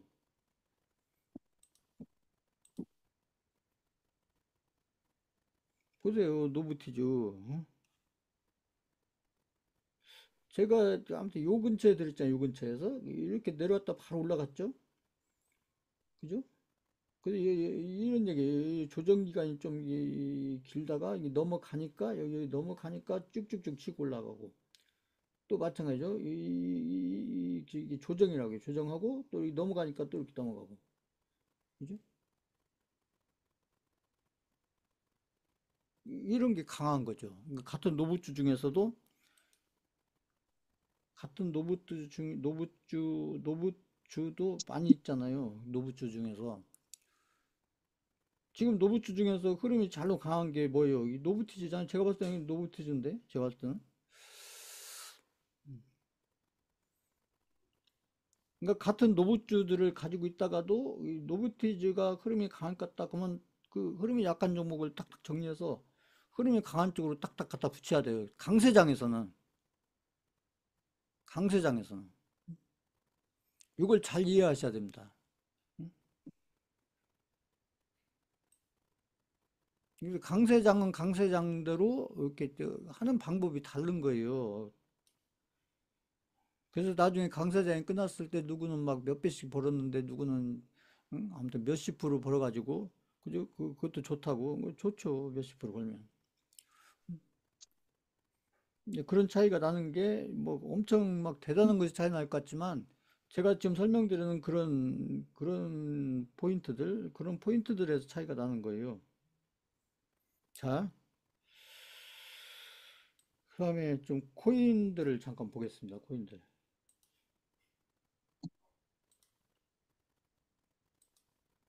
아까 제가 이제 말로 계속 설명을 했는데, 코인들을 보시면,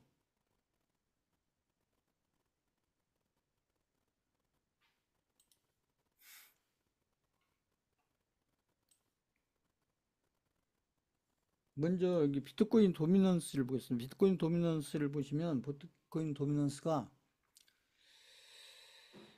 이게 주봉입니다. 주봉 보시면 비트코인 도미넌스가 여기 쫙 꼬리 달았다가 쫙 뺐죠. 이게 좋은 거예요. 왜냐면 비트코인 도미넌스는 이렇게 내려가야 좋은 거니까. 비트코인 도미넌스는 이렇게 올라가는 게 좋은 게 아니라 내려가는 게 좋은 거기 때문에, 그래서 여기서 윗꼬리를 달고 내려왔잖아요. 윗꼬리를 달고 이렇게 쭉 내려온 것은 굉장히 좋은 그림이고, 그래서 제가 봤을 때는 일단은 여기서 이제 여기를 일단 깨야겠죠. 여기 앞에 전저점이니까. 이 언제 깨느냐. 아무튼 여기서 이렇게 윗꼬리를 달았다는 건 이렇게 내려가야 좋은 거니까 윗꼬리를 다는 건 좋은 거죠. 그리고 아무튼 이렇게 이제 앞으로 이제 내려가면서 제가 늘 얘기했듯이 결국 이제 여기. 그러니까 제가 봤을 땐 여기 넘어가면서 아무튼 이제 이런 구간들부터 이제 알트코인들의 흐름들이 좀 더 좋은 흐름으로 바뀌지 않겠나 이렇게 보고 있습니다. 비트코인 그 도미넌스 그림 굉장히 좋게 그려져 있어요. 지금 보시면 그게 이제 이 관세 빔에 의해서 이렇게 변동성이 커졌죠. 변동성이 커져가지고 어떻게 보면 이게 위기였던 것처럼 보이나 결국 이렇게 지나놓고 보면 이렇게 결국 좋은 그림을 그려놓고 좋은 그림을 관세 빔 덕분에 이렇게 비트코인 도미넌스가 아주 좋은 그림을 그렸다. 그렇죠. 이것도 빠르게 갔다 왔으니까. 그 하루 이틀 만에 빠르게 갔다 왔잖아요. 하루죠, 하루. 하루 이틀도 아니고. 하루 밤새 그냥 쫙 갔다가 이렇게 온 거기 때문에, 이게 주봉으로 봐서 그러는데, 실제 그림은 그렇다는 거죠. 여기서 이 거래량이 탁 터졌잖아요, 보시면. 여기서 이렇게. 이건 내려가야 되기 때문에, 여기 고점 근처까지 가가지고 이 거래량이 많이 터진 건 굉장히 좋은 거죠. 그러니까 이 거래량이 많이 터졌다는 것은 밑으로 내려갈 확률이 높아졌다는 거죠. 밑으로 내려갈 확률이 높아졌다. 그건 좋은 거죠. 앞으로 봤을 때. 미래가 중요하니까요. 비트코인 도미넌스가 언제 내려갈 거냐. 이게 계속 저희가 하고 있는 얘기인데, 결국은 관세빔 덕분에 밑으로 내려갈 확률을 더 높게 만들어 놨다. 가격이야, 뭐, 저희가 가진 알트코인들 가격이야. 뭐, 세력들이 시간 지나면서 다 끌어올릴 거니까, 그건 저희가 할 일이 아니고요. 그 부분은.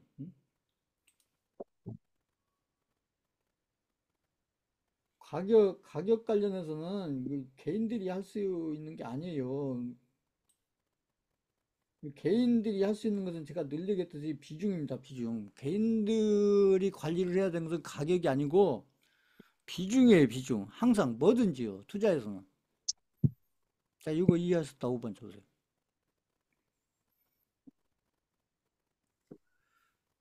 개인들이 본인들의 어떤 계좌를 관리하면서 이 종목들이 됐던, 이 코인들이 됐던 관리를 해야 되는 것은 가격을 관리하는 게 아니고 개인들이 가격을 어떻게 관리해요, 개인들이. 응?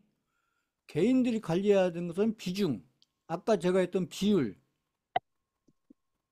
비중 이꼬르 비율이에요. 비중. 이거 잊지 마세요. 응? 비중 이꼬르 비율입니다. 비율. 그러니까 얼마치가 아니고 얼마치 샀다, 얼마치 매수했다 이걸 얘기한 거고 비중이 아까 제가 했잖아요. 비중 이꼴 비율. 그러니까 원래는 이제 자산 대비 몇 프로냐. 저는 이제 주식 자금 대비 몇 프로냐 이렇게 하고 있죠. 이 비율. 제가 얘기하는 비중은 비율을 얘기하는 거 비율. 그래서 이 비율 관리를 잘해야 된다. 그러니까 비중 관리가 아니고 좀 더 정확하게 표현하면 비율을 관리하는 거예요. 비율을 관리. 본인들이 계좌를 관리를 잘 하시려면 비중을 관리하는 게 아니고 비율을 관리해야 돼. 비율. 그 비율을 관리를 잘 해야 위기에서도 문제가 없고 그 다음에 기회에서도 좋고 그런 거예요. 위기에서도 크게 문제가 안 생기고 기회에서도 좋은 기회를 많이 잡을 수 있고 이 비율을 잘 맞춰 놓으셔야 이것은 누가 해줄 수 있는 게 아니라 이게 본인들이 하셔야 돼요. 본인들이 비율은. 그래서 제가 기준치로서 이제 10% 20% 이렇게 제가 말씀을 드리고 있는데 결국은 그걸 본인들 계좌에서 직접적으로 하셔야 되는 것은 본인들이 하셔야 된다. 그래서 제가 비중 하면은 수강생분들은 비율로 알아들으셔야 비율로. 앞으로 투자와 관련해서는요, 뭐든지 다 마찬가지입니다.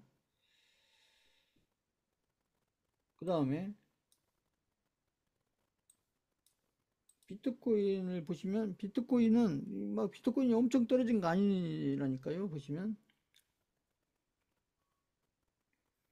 이게 지난주인데 이게 비트코인이 여기 그것도 빨리 올라갔죠.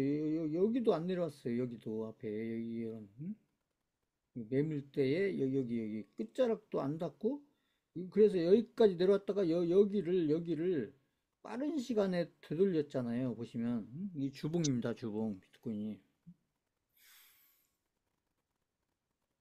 이게 중요해요. 내려왔으니까 큰일 났다가 아니고 이걸 빨리 되돌렸다는 거예요. 어떻게 보면 내려왔던 거에 거의 반 이상을 되돌려놨잖아요. 그것도 빠른 속도로. 이더리움도 마찬가지죠. 이더리움도 보시면 마찬가지입니다. 이더리움도.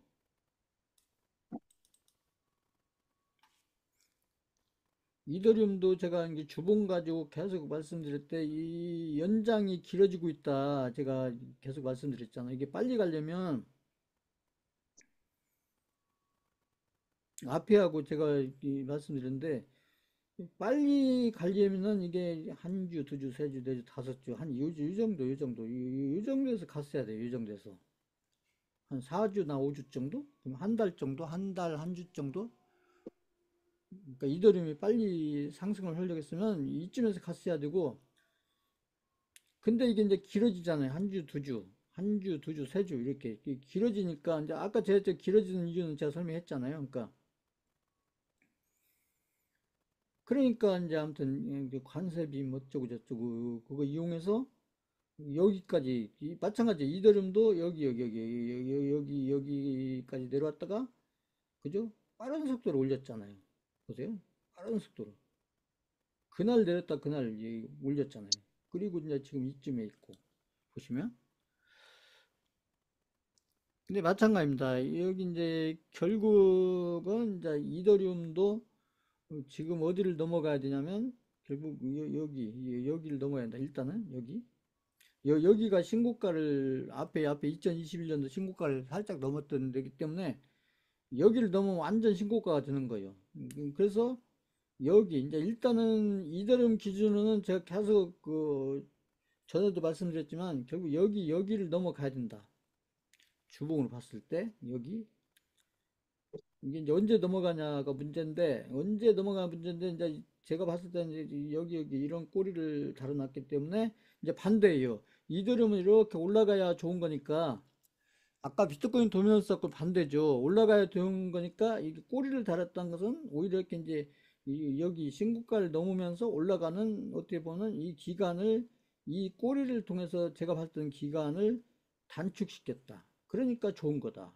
가격으로는 이렇게 떨어졌다가 왔기 때문에 안 좋은 것처럼 보이나 기간적으로 보면은 오히려 이렇게 꼬리를 달고 쭉 끌어올려 놨기 때문에 그것도 빠른 속도로 많이 끌어올려 놨잖아요. 그렇기 때문에 결국 이제 신고가를 언제 넘어가냐가 문제인데 신고가를 넘어가는 기간을 단축시켰다. 아니면 이런 게 안 나왔으면 이런 게 없었으면 여기서 몇 주를 더 이렇게 막 길게 갈지 모르는 이런 것을 오히려 이게 나왔기 때문에 이런 기간을 확 이렇게 줄여줄 수 있다. 자, 이거 이해하셨다. 한번 쳐보세요.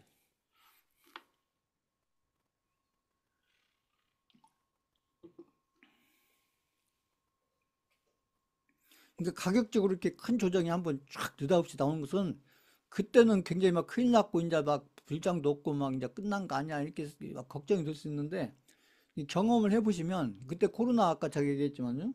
오히려 이런 게 나왔기 때문에 결국은 올라가는 그 속도와 올라가는 데 걸리는 기간, 그 기간은 단축시키고 그게 좋잖아요.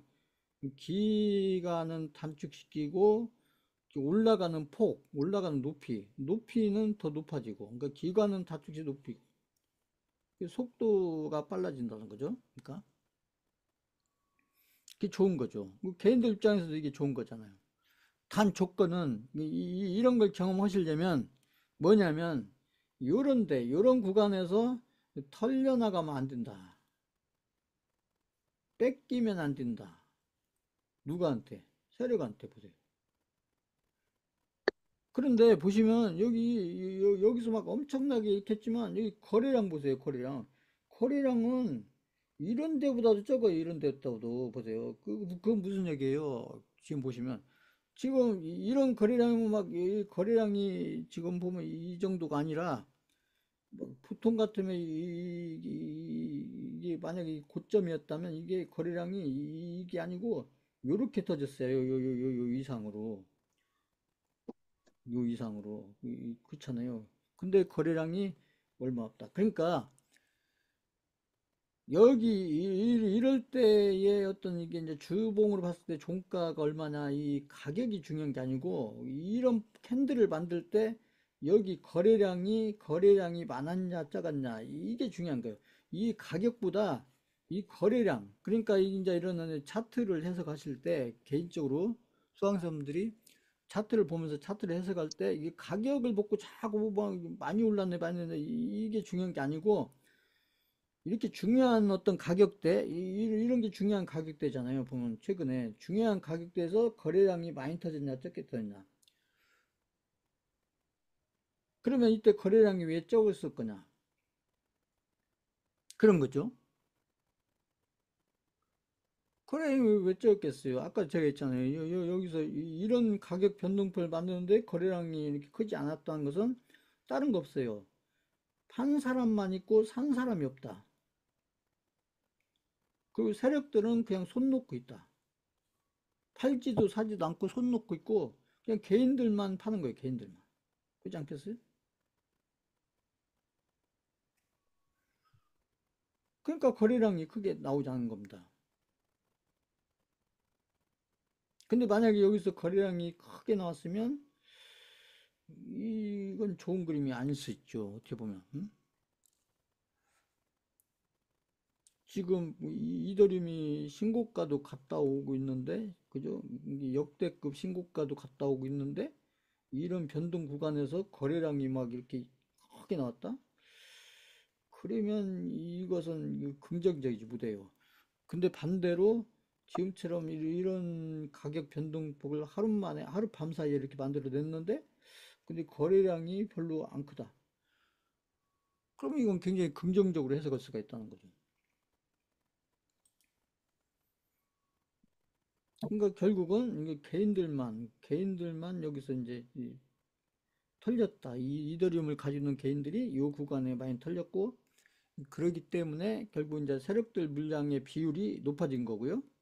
그 개인들 물량 비율보다 그 세력들 물량 비율이 그 개인들 물량 비율은 줄고 세력들 물량 비율이 늘고 그러면서 이제 미래가 좋은 흐름으로 갈 확률이 높아졌다.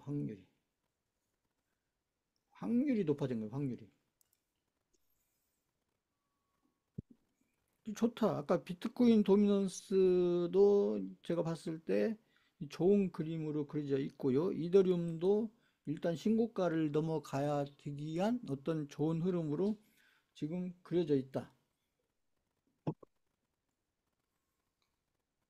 그리고 저희 코인들 뭐 지금 뭐 그 가격을 보는 건 의미 없어요. 가격을 보는 거 의미가 없고 지금 보시면 수익 코인도 보세요.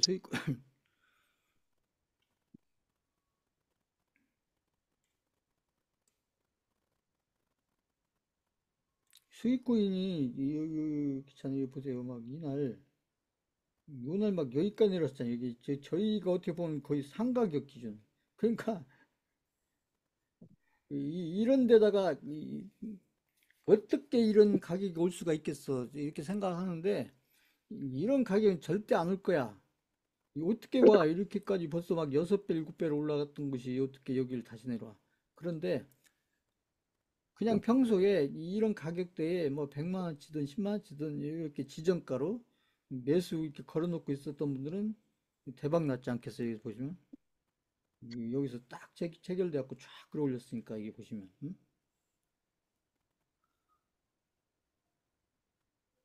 자 요거 이해하셨다. 5번 쳐보세요.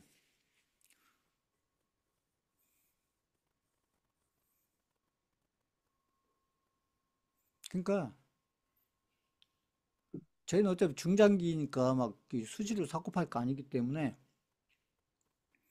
이제 여유자금 있는 분들은 이렇게 차트를 보시고 에이 여기까지 올라갔다가 여기까지 하잖아요. 여기까지 올라갔다가 이렇게 내려왔다가 이렇게 또 이렇게인데 에이 설마 여기까지 내려오겠어? 그래도 내가 여기 한 10만 원치만 매수 이렇게 지정가로 걸어 놓어 볼까? 뭐? 한 100만 원치만 걸어 놓어 볼까? 그리고 실제 걸어 놓는 거예요. 걸어 놓고 그 별로 기대를 않는 거죠. 이게 확률이 낮으니까. 응?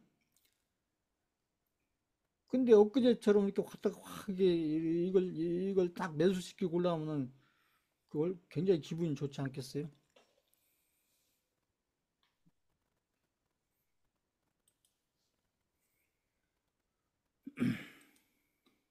이 재미삼아서 이렇게 걸어놓는 놈들도 있어요. 이렇게 그냥 확률은 굉장히 낮지만 또 혹시 모르니까 그냥 한번 재미삼아서 걸어두면 근데 이렇게 걸어놨는데 이게 체결되면 이게 막 그냥 하룻밤 사이에 엄청 이제 대박이죠. 예. 여기 100만 원 걸어놨으면 보세요. 100만 원 걸어놨다. 여기서 만약에 체결됐다? 그래가지고 여기까지 올라왔다. 이 종가니까요. 그거 뭐예요?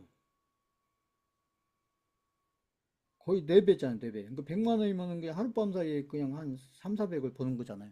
딱 걸어놨으면. 응? 평소에 이제 확률은 낮지만, 그러니까 이제 재미 삼아서, 그렇게 하면 이게 차트를 이해하거나 시장을 이해하거나 앞으로 그 리스크나 아니면 기회들을 이렇게 이제 이해하시는데 굉장히 도움이 되잖아요, 이게. 재미도 있고, 한 번씩. 참고로 말씀드리는 거고요. 그러니까 세이코인도 마찬가지입니다. 세이코인도 보시면 여기 보시면 이 거래량이 막 크게 안 나왔잖아요. 이런 거래량이 큰 거죠. 이런 거래량은 이게 바닥권이죠, 바닥권. 이 바닥권에서 여기 이런 데서 거래량이 크게 떠진 것은 이건 매집인 거예요, 매집. 근데 여기 가격 변동 큰데 거래량이 크지 않다. 그게 아까 똑같은 설명입니다. 그냥 개인들만 파는 거 개인들만. 이게 사는 사람 없이 개인들만 파니까 이런 큰 가격 변동 폭에도 이 거래량이 크게 안 나온 거죠. 그래서 여기서 판 개인들은 결국 이제 세력들한테 물량을 넘겨준 그런 형태밖에 안 되는 거죠. 그러니까 아까 제가 했던 내가 그 종목이나 아니면 내가 산 코인에 대한 어떤 믿음 아니면 그 내가 산 코인의 종목의 그 가격의 위치가 중요해요. 그러니까 이 가격이 중요한 게 아니고 이 가격의 위치가 중요합니다. 위치. 그래서 저희가 차트를 보는 게 이 가격의 위치를 보려고 하는 거예요.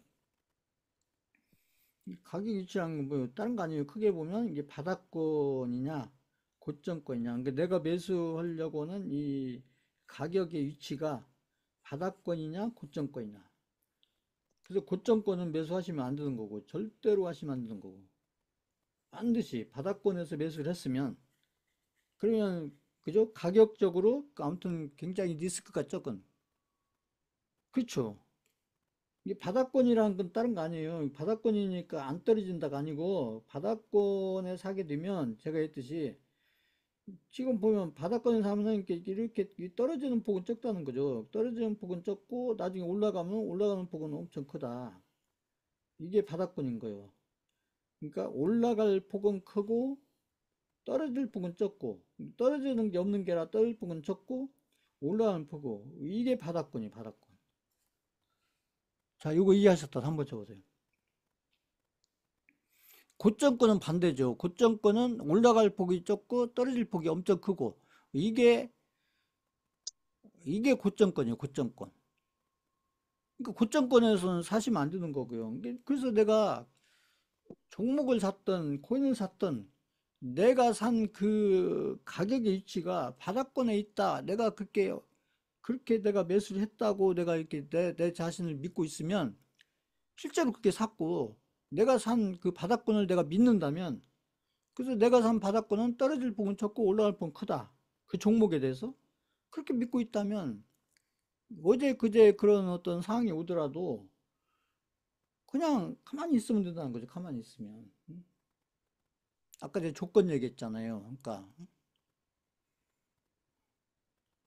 이 조건과 비율을 잘 갖추고 있으면 엊그제 같은 상황이 온다고 하더라도 나는 가만히 있고 결국 시간만 보내면 되고,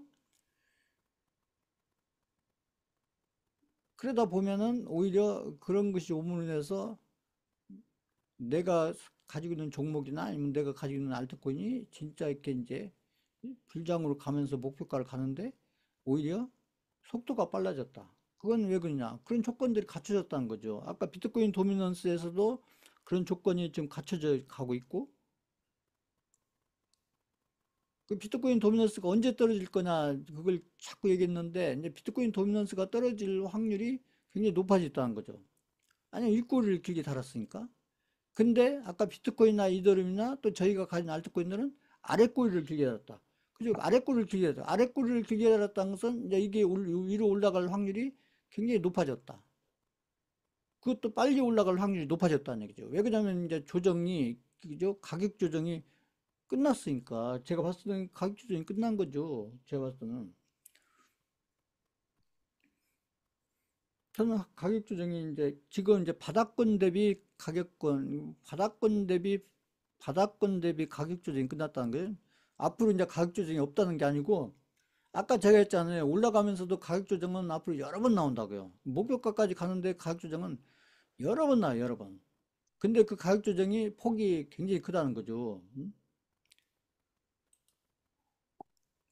근데 그것도 내 수익이 막 수익률이 엄청 줄기 때문에 막 100%, 200%, 300%막 이렇게 줄기, 그죠? 수익 코인에서 그랬잖아요. 그러니까. 그렇기 때문에 이제 그런 것들을 잘 이제 버티면서 가는 게 앞으로 해야 될 일이다. 그래서 그런 것들만 미리 이렇게 이제 알면서 아무튼 시간을 보내면 되고, 기다리면 되고, 그래서 지금 시장도 그렇고, 그 주식 시장도 그렇고, 아까 했죠? 주식 시장도 그렇고, 코인 시장도 저는 이제는 굉장히 좀 긍정적인 흐름으로 이제 진짜 긍정적인 흐름으로 좋아졌다. 그래서 2020년도 코로나 왔을 때 그렇게 오고 나서 반등하고 해서 그 전고점 넘고 신고가 가고, 그래서 이제 불장으로 연결되는. 그래서 이번도 저는 그렇게 마찬가지다. 그래서 그런 흐름으로 연결될 확률이, 이게 나오기 전보다 이게 나옴으로 인해서 불장으로 연결될 확률이 저는 더 훨씬 높아졌다. 그러니까 엊그제 있는 상황이 그게 악재가 아니고 호재다. 결국은 호재다. 그 제가 그 카톡에도 올려졌지만 그 트럼프 아들들은 다 또 이제 농으로 바뀌었다. 농. 쇼세 베팅하는 것은, 이 쇼세 베팅하는 것은 이 하락에 베팅, 하락에. 엊그제 같은 하락에. 그래서 하룻밤 사이에 돈을 엄청 버는 거죠. 왜냐하면 베팅 금액이 크니까. 근데 지금은 이제 농으로 바뀌었다. 농이란 거 뭐예요? 이제 상승에 베팅했다는 거, 상승에. 트럼프 아들들 있잖아요. 트럼프 아들들이 지금 코인 가지고 돈을 엄청 벌고 있잖아요. 막 몇 천억, 몇 조 벌고 있잖아요. 지금 트럼프가 대통령 된 이후에. 응? 그래서 본인들 자녀들 돈 벌으라고 그거에 맞춰서 그러고 있지는 않겠지만 아무튼 결과론적으로는 지금 그런 결과들이 만들어져 있다. 근데 트럼프 아들들이 이제 숏에서 농으로 이게 엊그제 그 조정 끝나고 나서 숏에서 농으로 다 체인지했다는 거죠. 그런 것도 무시할 수 없는 지표예요. 지금 현재로서는 이게 아주 특수 상황이긴 하지만 우리가 이 코인을 보거나 아니면 주식시장을 볼 때 트럼프나 아니면 트럼프 가족들이 어느 방향으로 베팅하고 있냐 이것도 굉장히 중요한 지표 중에 하나죠. 저는 그렇게 보고 있어요. 수강생분들이 이제 또 엊그저께 좀 이렇게 마음고생 하셨을 텐데, 오히려 지금 이제 한 2, 3일 지나고 보면 아까 제가 쭉 설명드렸듯이 오히려 굉장히 좋은 호재다. 그래서 저희가 가지고 있는 코인들이나 종목들이 더 좋은 흐름으로 가기 위한 그런 확률이 높아지는 그런 쪽으로 어떤 걸로 작용하는 그런 오히려 악재가 아니고 호재다. 결국은 이제 기다리기만 잘 하시면 되는 거예요. 그러니까. 그리고 이제 이런 하락장이나 지금처럼 막 이렇게 이제 그 뭐 조정장, 그다음에 가격이 올랐다 내렸다 막 이런 데는 수강생들이 가격을 자꾸 보실 필요 없어요. 수강생들이 이제 나중에 봐야 될 때는 언제냐면 이제 코인들이 막 해서 100%, 200%, 300%, 400%, 500%가 이렇게 올라갔을 때 그때 매도를 해야 되기 때문에 수강생들 매도 할 건 아니지만 그때 이제 아무튼 이렇게 많이 올라서 이제 매도를 해야 되는 그런 타이밍으로 접어들 때 그때는 수강생들이 이제 이렇게 자꾸 한 번씩 보는 것도 의미가 있지만 지금 같은 가격권에서는 안 봐도 상관없어요. 엊그제 같은데 안 보고 저희가 잠자고 있을 때 그런 일이 있었으니까 볼 일도 없었지만 그러니까 그렇게 안 보든 못 보든 상관없어요. 그러니까 지금 매도해야 될 때가 아니기 때문에 무대응이라는 게 매도를 안 넣는다는 얘기죠. 그러니까 그러니까 지금은 계좌를 자꾸 보실 필요 없고, 그죠? 어차피 계좌는 이제 아무튼 종목들은 코인들은 제가 보고 있으니까 수강생 문제 안 보시더라도 제가 보고 있으니까 하고 나중에 이제 코인들이든 종목들이든 이렇게 많이 오르면 그때는 이제 한 번씩 보시면 의미가 있죠. 이제 매도를 해야 되기 때문에 그때는 그래야 타이밍도 놓치지 않고 그때는 이제 문자도 한 번씩 보셔야 되고 수강생들이 자 오늘 강의는 이걸로 마치겠습니다.